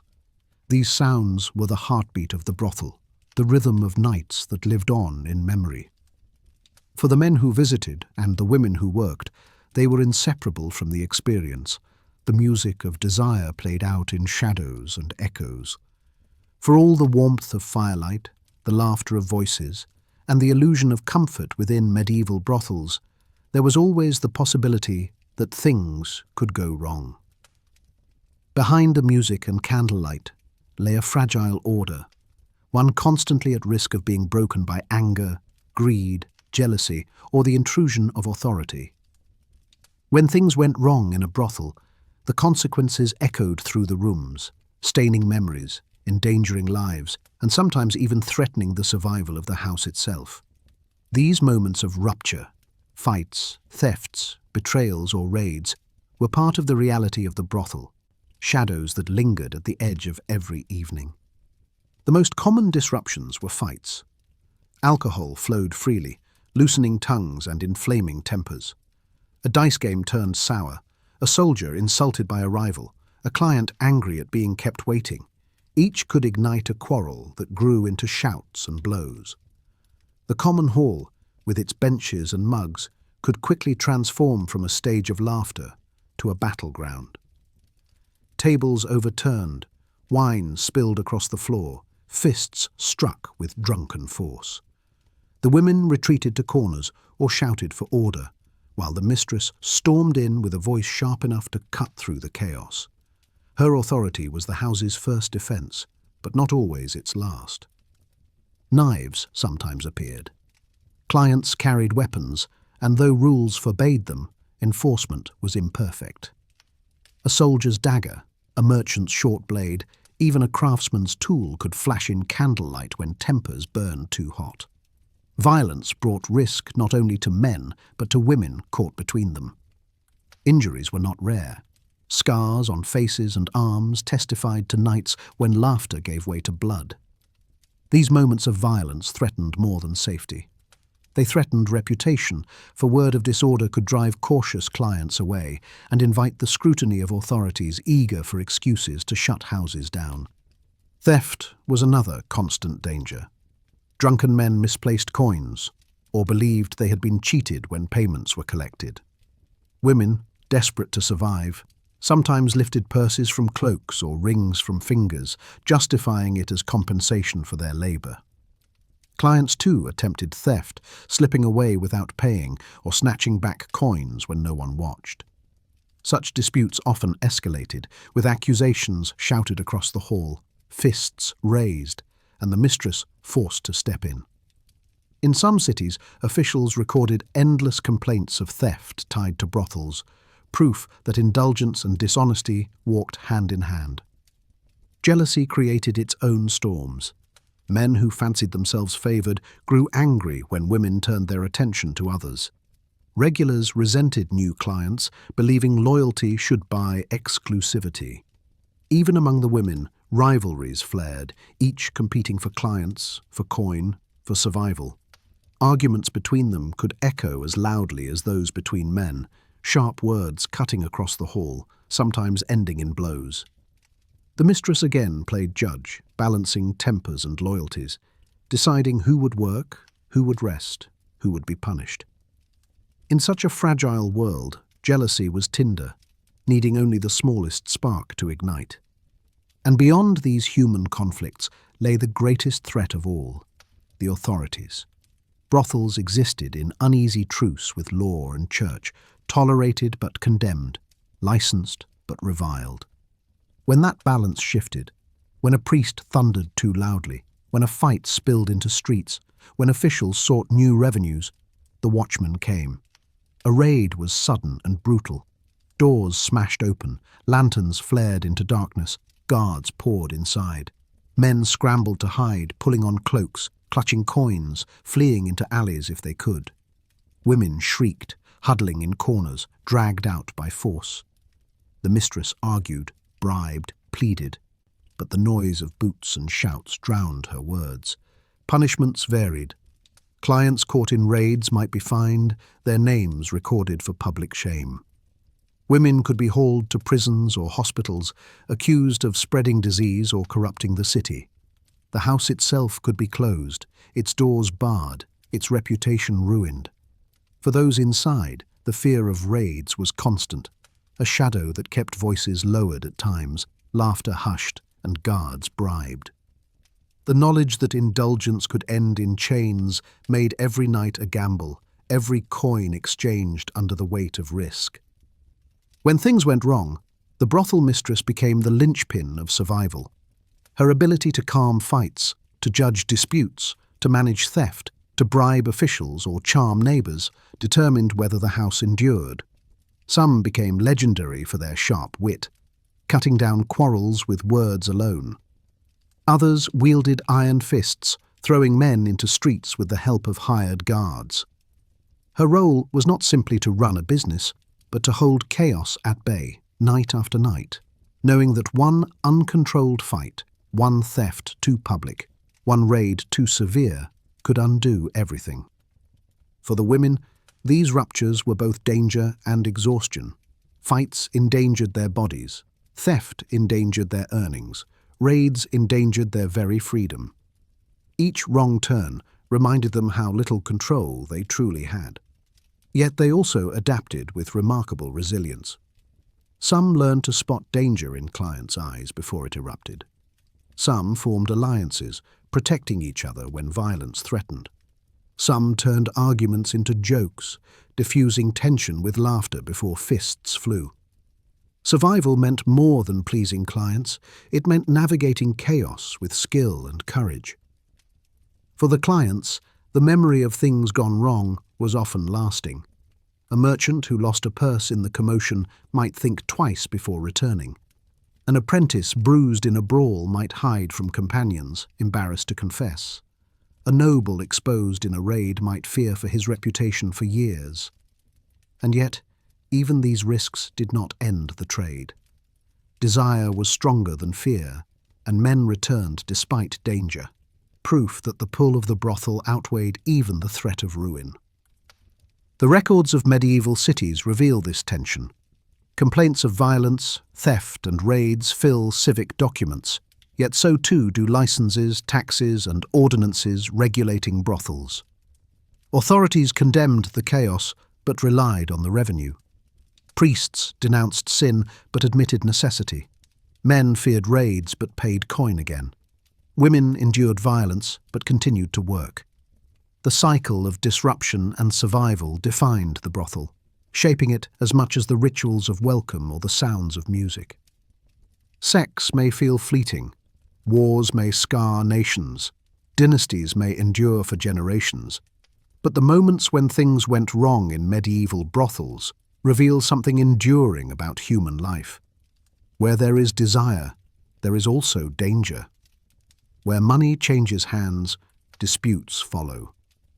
Where society tolerates contradiction, rupture is inevitable. The brothel was not only a place of laughter and intimacy, but of fights and raids, of thefts and betrayals, of sudden chaos that reminded all inside how fragile their sanctuary truly was. Yet the fact that brothels endured, rebuilt, and reopened shows the resilience of both those who ran them and those who sought them, living with risk as the price of indulgence. When most people imagine a medieval brothel, their minds drift quickly to curtains, beds, and whispered encounters in the dark. Yet these houses were far more than chambers of intimacy. They were also places of gathering, entertainment, and social exchange. In many towns, they functioned almost like taverns or inns, alive with drinking, dice games, songs, gossip, and storytelling. For the men who entered, the brothel was not only a place to purchase desire, but also a refuge from the strict rhythms of guild, parish, and family. For the women who worked there, it was both stage and survival, a place where the performance extended well beyond the bedroom. To understand medieval brothels is to recognize them as social centers, spaces where the boundaries of community blurred and where companionship, competition, and festivity intertwined. The first layer of this life was drinking. Ale and wine flowed as freely in brothels as in taverns, and in many houses the profits from drink rivaled or even exceeded those from intimacy. Men gathered around tables, mugs in hand, their conversations rising louder as the night deepened. Drinking dulled inhibitions, turned shame into laughter, and created the mood the mistress needed to keep clients spending. The women themselves poured drinks, sitting beside clients, raising cups in toasts, and encouraging them to order more. Each refill added coins to the house's strongbox. The hall rang with clinking mugs, shouts of "drink up," and laughter sharpened by alcohol. For some men, this stage of the evening was the true draw, the camaraderie of drinking with companions and women more enticing than the private rooms beyond. Gambling was another central attraction. Dice clattered across wooden tables, cards shuffled in shadow, coins stacked and lost in moments. Soldiers, merchants, apprentices, all tested their luck under flickering candlelight. The mistress tolerated or even encouraged this play, for every coin lost in the hall was one that circulated within the brothel. Women leaned over men's shoulders, whispering encouragement or teasing those who rolled badly. Arguments sometimes erupted, but the excitement of chance kept men engaged. A client who lost heavily might try to recover dignity in the arms of a woman. One who won might spend his winnings immediately, turning dice into desire. Gambling gave the brothel the atmosphere of a carnival, unpredictable, noisy, alive with risk and reward. Storytelling filled the gaps between drink and dice. Men boasted of their travels, of battles fought, of markets conquered. Soldiers told tales of campaigns in France or Italy. Merchants recounted storms at sea or bargains struck in distant towns. The women listened with practiced interest, asking questions, laughing at the right moments, flattering the teller. Their attention gave men a stage, turning their ordinary lives into heroic performances. In return, women told their own stories, sometimes truthful, sometimes invented. Tales of noble lovers, of escapes from poverty, of adventures on the road. These stories were part of the illusion, weaving fantasy and reality until both blurred. For clients, the memory of a night often lingered less in the bedroom than in the words exchanged at the table. Music and performance also played a role. Brothels were places where bawdy songs circulated, verses filled with innuendo and humour. Musicians strummed lutes or beat small drums, their rhythms carrying into dances where women pulled clients onto the floor. Even in humbler houses without instruments, clapping hands and stomping feet created a rhythm. Laughter rose with the music, and for a time the hall felt less like a den of sin and more like a village festival. The joy was carefully staged, yet it was real enough to leave men smiling, their guilt softened by the memory of dancing rather than the fear of sermons. Conversation itself was a form of entertainment. Men spoke freely in brothels in ways they could not elsewhere. They complained of guildmasters, mocked officials, joked about priests, and whispered of desires they dared not admit in taverns. The women encouraged this freedom, their laughter and questions creating a space where men felt safe to unburden themselves. Some clients came less for intimacy than for companionship, seeking the ear of someone who would listen without judgment. In this way, brothels functioned as places of release, not only for the body, but also for the mind. social spaces where the weight of daily life lifted for a few hours. The brothel also connected men across classes. In the hall, apprentices sat beside merchants, soldiers beside scholars, nobles disguised in cloaks beside peasants with a single coin to spare. Hierarchies blurred in the flicker of candlelight, status softened by drink and desire. The mistress managed this mixing carefully, preventing conflicts while capitalizing on the appeal of a space where men could share laughter across divides. For some, this mingling was part of the attraction. To sit beside men of different rank, to hear their stories, to share dice or song, created a sense of belonging rare in a stratified world. The brothel thus became one of the few places where the rigid lines of medieval society loosened, if only briefly. For the women, life beyond the bedroom was as demanding as any other part of their work. They poured drinks, played dice, told stories, sang songs, and listened endlessly. Their labor extended far beyond the private rooms, encompassing every aspect of the house's social performance. Their skill lay in reading men, encouraging generosity, creating the illusion of intimacy that kept mugs refilled and dice rolling. Their laughter was both performance and survival, each smile a strategy to ensure another coin, another meal, another day of shelter. The brothel was their workplace in every sense, and the hall was their office as much as the chamber was their stage. The mistress understood that the social dimension was vital to business. A house that offered only quick encounters without drink, music, or companionship would not last. Men came for more than pleasure. They came for atmosphere, for festivity, for the sense of stepping into a world apart from the routine of daily life. The mistress cultivated this world carefully, balancing indulgence with order, ensuring that clients left not only satisfied but entertained. Her house was a tavern, a gaming hall, a stage, and a sanctuary all at once. Yet the brothel as social centre also carried risks. Drinking led to brawls, gambling to accusations of cheating, stories to secrets overheard and later revealed. The noise attracted attention, and neighbours complained of disturbances. Priests railed that brothels corrupted not only bodies but communities, turning them into places of festivity that lured men from their families and faith. Officials worried that gatherings of men and women created disorder that could spill into the streets. The very qualities that made brothels thrive also made them targets of scrutiny.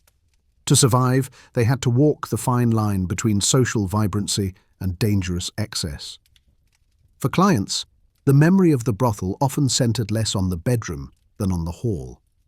The dice game that lasted until dawn, the song that made everyone laugh, the story that drew the room into silence. These moments became the substance of memory, the stories retold later in whispers to friends. For some, the intimacy was almost secondary, overshadowed by the sense of belonging, of laughter shared, of community forged in the shadows. The brothel gave them something rare, not just release, but participation in a social world where the rules of outside life did not fully apply. Historians see in this dimension a key to understanding medieval society. Brothels were tolerated not only as outlets of lust, but also as gathering places, informal clubs where men spent money, exchanged ideas, and blurred class lines. They were spaces where society's contradictions played out, condemned yet central, hidden yet vibrant, sinful yet social. They reveal how human beings seek not only physical release, but companionship, festivity, and escape from routine. Sex may feel fleeting, wars may scar nations, dynasties may endure for generations, but the life beyond the bedroom in medieval brothels reminds us of something enduring. Human beings are social creatures, drawn not only to intimacy, but to laughter, to games, to music, to stories shared in flickering light. The brothel was more than a place of transaction. It was a place of gathering, a space where men found community even in contradiction, and where women built survival on the stage of conversation as much as on the bed.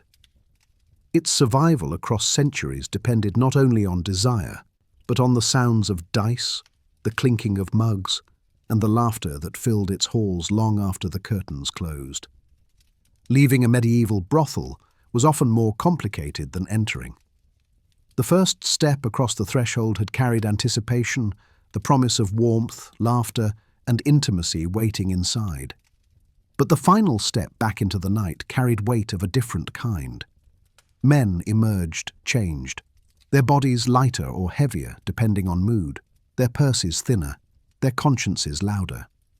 To exit into the dark was to return from a hidden world to the streets of the town, and the journey between the two was filled with silence, caution, and reflection. The timing of departure mattered. Some left in the thick of the night, slipping out while the hall was still alive with music and dice.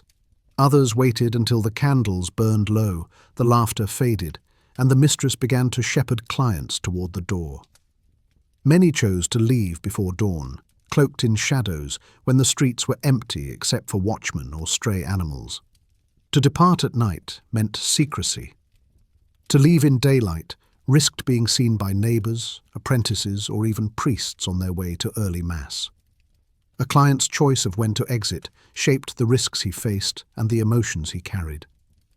The first sensation upon leaving was the cold. Inside, the air had been thick with firelight, drink, and bodies pressed close. Outside, the chill of night cut sharply against flushed skin. Cloaks were pulled tighter, hoods raised, collars drawn up. The sudden quiet pressed heavily, for the brothel had been filled with sound, music, laughter, whispers, arguments, and the street outside was often silent, except for the echo of footsteps. The contrast made the night feel vast, the man small within it, his senses sharpened by the change. Many remembered this moment vividly, the stillness after noise, the cold after warmth, the solitude after company. Shame often walked beside them. A man who had laughed freely inside might now keep his head down, hoping no one saw him leaving. He carried the memory of sermons that condemned his actions, the fear of neighbors who might whisper, the dread of confession that awaited him in days to come. Some walked quickly, as if fleeing unseen eyes. Others lingered, slowed by the weight of thought, replaying moments from the evening in their minds. Guilt and satisfaction wrestled in silence, each step home a measure of which would prevail. Yet not all exits were shameful. Some men left satisfied, their spirits lifted by drink, conversation, and companionship. They walked more lightly, whistling or humming the songs they had heard inside, smiling at memories of laughter or tender words. For them, the brothel had been less a place of sin than a sanctuary, a brief escape from duty and hardship. They carried gratitude rather than guilt, even if they still cloaked themselves in secrecy. These men were more likely to return, their memories coloured not by shame, but by warmth. Practical dangers also shaped the exit. Streets at night were not safe. Thieves lurked in alleys, targeting men whose purses were lighter, but who might still carry coins. Watchmen patrolled, and while some were bribed to ignore brothel districts, others enforced curfews or laws. A man caught by guards could face fines or worse, his presence in the district recorded as proof of misdeeds. Some men left in groups, seeking safety in numbers. Others left alone, their footsteps echoing too loudly in their ears. The danger of the street made every exit a risk, reinforcing the sense that the brothel was both refuge and trap. For apprentices and younger clients, the exit often carried fear of discovery. They imagined guildmasters hearing of their actions, families learning of their shame, or rivals mocking them. They walked quickly, avoiding lanterns, ducking into shadows. For older men, the fear was often more about reputation. A merchant risked losing trust if word spread. A noble risked scandal if his presence was revealed. The act of leaving was thus as charged as the act of entering, each man balancing the desire for secrecy against the inevitability of rumour. The women, too, witnessed these departures. They watched men slip out, some smiling, some scowling, some silent. They knew which would return, which would not, which carried guilt too heavy to bear. For them, the exit was part of the cycle.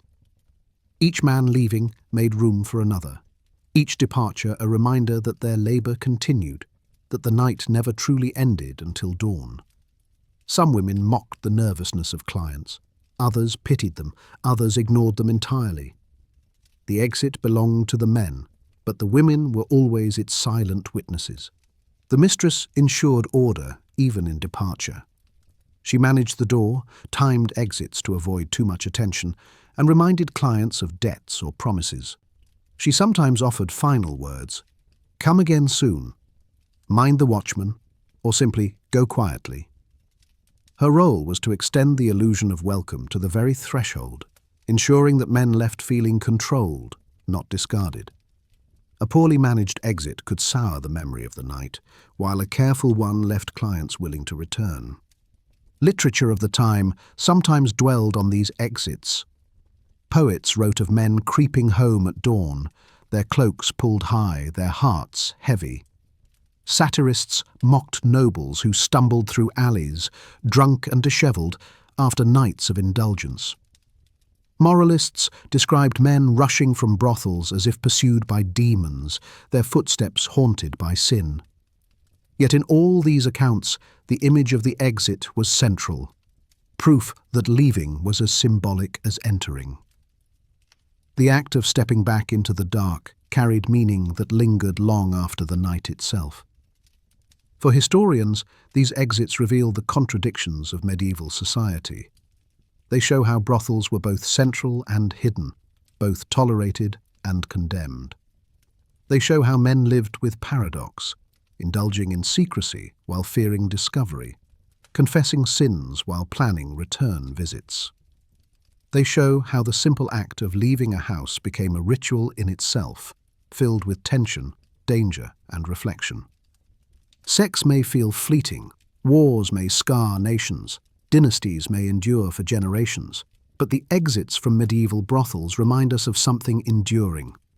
Human beings carry their actions with them, in footsteps echoing through empty streets, in the weight of guilt or satisfaction pressing on their hearts. To leave was not simply to step into the dark, but to carry the memory of candlelight, laughter, and whispers into the silence of night. Each exit was a reckoning, a moment when the brothel's world ended and the larger world resumed, when men walked home with purses lighter, consciences stirred, and the knowledge that they had crossed a line that could never fully be erased. When the lanterns dimmed, when the curtains were drawn, and the doors locked for good, the medieval brothel did not simply vanish. Its walls may have rotted away, its straw mattresses burned, its laughter silenced, but it lived on in memory, in rumour, in whispered tales that carried far beyond the districts where it once stood. The brothel was not only a place of transaction and desire, it became a part of cultural imagination, woven into poems, plays, confessions, sermons, and folklore. To speak of brothels was to step into the realm of myth, where reality and imagination blurred, where shame and fascination tangled together, leaving a legacy that lasted long after the last client slipped into the dark. For the men who visited, memory was often fragmented, shaped by emotion more than fact. A soldier might recall the laughter of a woman who teased him at the dice table, her voice echoing long after he returned to the battlefield. A merchant might remember the scent of spiced wine and the warmth of a hand on his arm, details magnified by loneliness on long journeys. An apprentice might never forget his first trembling steps inside, the music, the light, the brush of a curtain. These memories, retold in taverns, reshaped into boasts or confessions, gave the brothel life outside its walls. Men spoke with bravado, hiding guilt behind jokes, or with silence, hiding shame behind secrecy. In either case, the memory remained, colouring their sense of self and shaping the reputation of the houses. The women, too, left traces of memory, though rarely recorded in their own voices. Some appear in court records, defending themselves against accusations, their sharp words revealing resilience and wit. Others appear in ballads and stories, romanticized as tragic figures who lured men but longed for freedom. Their memory was often filtered through the gaze of men, priests who condemned, poets who mocked, clients who exaggerated. But within these fragments, glimpses of real lives endure. A woman remembered not only for her work, but for her song, her laughter, her clever reply in the face of insult. These details show that the memory of women in brothels was not erased, even if it was distorted by myth. Sermons gave the brothel another kind of immortality. Priests thundered about their dangers, using them as examples of sin, warning congregations of damnation. They described men stumbling from houses of lust, women dragging souls into hell, cities corrupted by tolerance. These sermons fixed the brothel in moral imagination, turning it into a symbol larger than itself. For many who never entered, the brothel lived only in the words of condemnation, but those words were vivid, ensuring that even the innocent could picture the forbidden. Ironically, the church that sought to erase desire instead preserved the brothel in cultural memory, embedding it into the very sermons meant to destroy it. Literature added another layer. Poets and storytellers filled their verses with brothels, sometimes mocking, sometimes romanticizing, sometimes treating them as comic relief.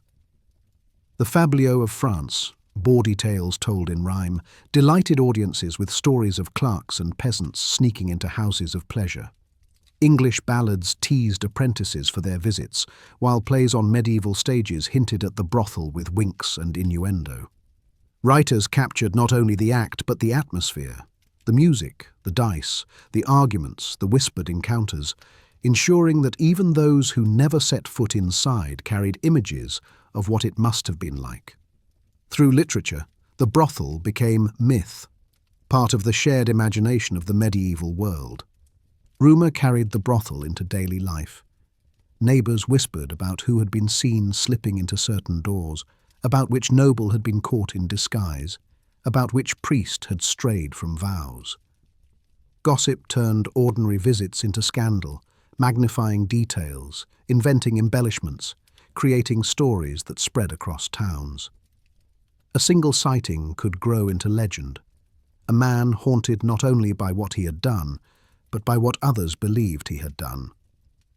These rumours gave brothels a presence beyond their walls, making them characters in the social life of cities, even for those who never entered. Myth also grew from fear. Parents warned sons of diseases that lurked in brothels, of women who would ruin them, of demons disguised as courtesans. Superstitions flourished, that a man who lingered too long in such places would lose his strength, that his soul would be stolen in sleep, that the laughter of women masked curses. These myths reinforced stigma, but also fascination, painting brothels as places of both danger and allure. To imagine them was to feel both dread and desire, emotions that ensured they lingered in cultural imagination long after they were gone. For cities, the memory of brothels shaped policies. Some towns banned them outright after moral panics, their ruins left as warnings. Others preserved them in archives with ordinances, tax rolls, and inspection records testifying to their central role. These documents, dry though they seem, preserved the myth in another way. They show how officials struggled with contradiction, balancing condemnation with profit, order with tolerance. The very act of writing about brothels, of regulating them, ensured their endurance in civic memory. Even centuries later, the myth of the medieval brothel endures. Historians reconstruct them from fragments. Artists paint them with imagination. Novelists reimagine their atmosphere. They remain symbols of contradiction, of desire contained and condemned, of society's struggle with lust, morality, and survival. Memory has transformed them into something larger than the buildings themselves. They are shorthand for indulgence, for secrecy, for the fragile line between community and sin. Sex may feel fleeting, wars may scar nations, dynasties may endure for generations, But the memory and myth of medieval brothels remind us that human beings do not easily forget places where desire and contradiction meet. The flicker of candlelight, the laughter of voices, the creak of straw, the weight of coin, all survive in imagination, passed down in sermons, songs, and stories. The brothel became more than a house. It became a mirror of society, reflecting its hunger, its hypocrisy, its humanity. Long after the last door closed, the brothel remained alive in memory, a myth that whispered across centuries, shaping how people imagined the hidden corners of the past.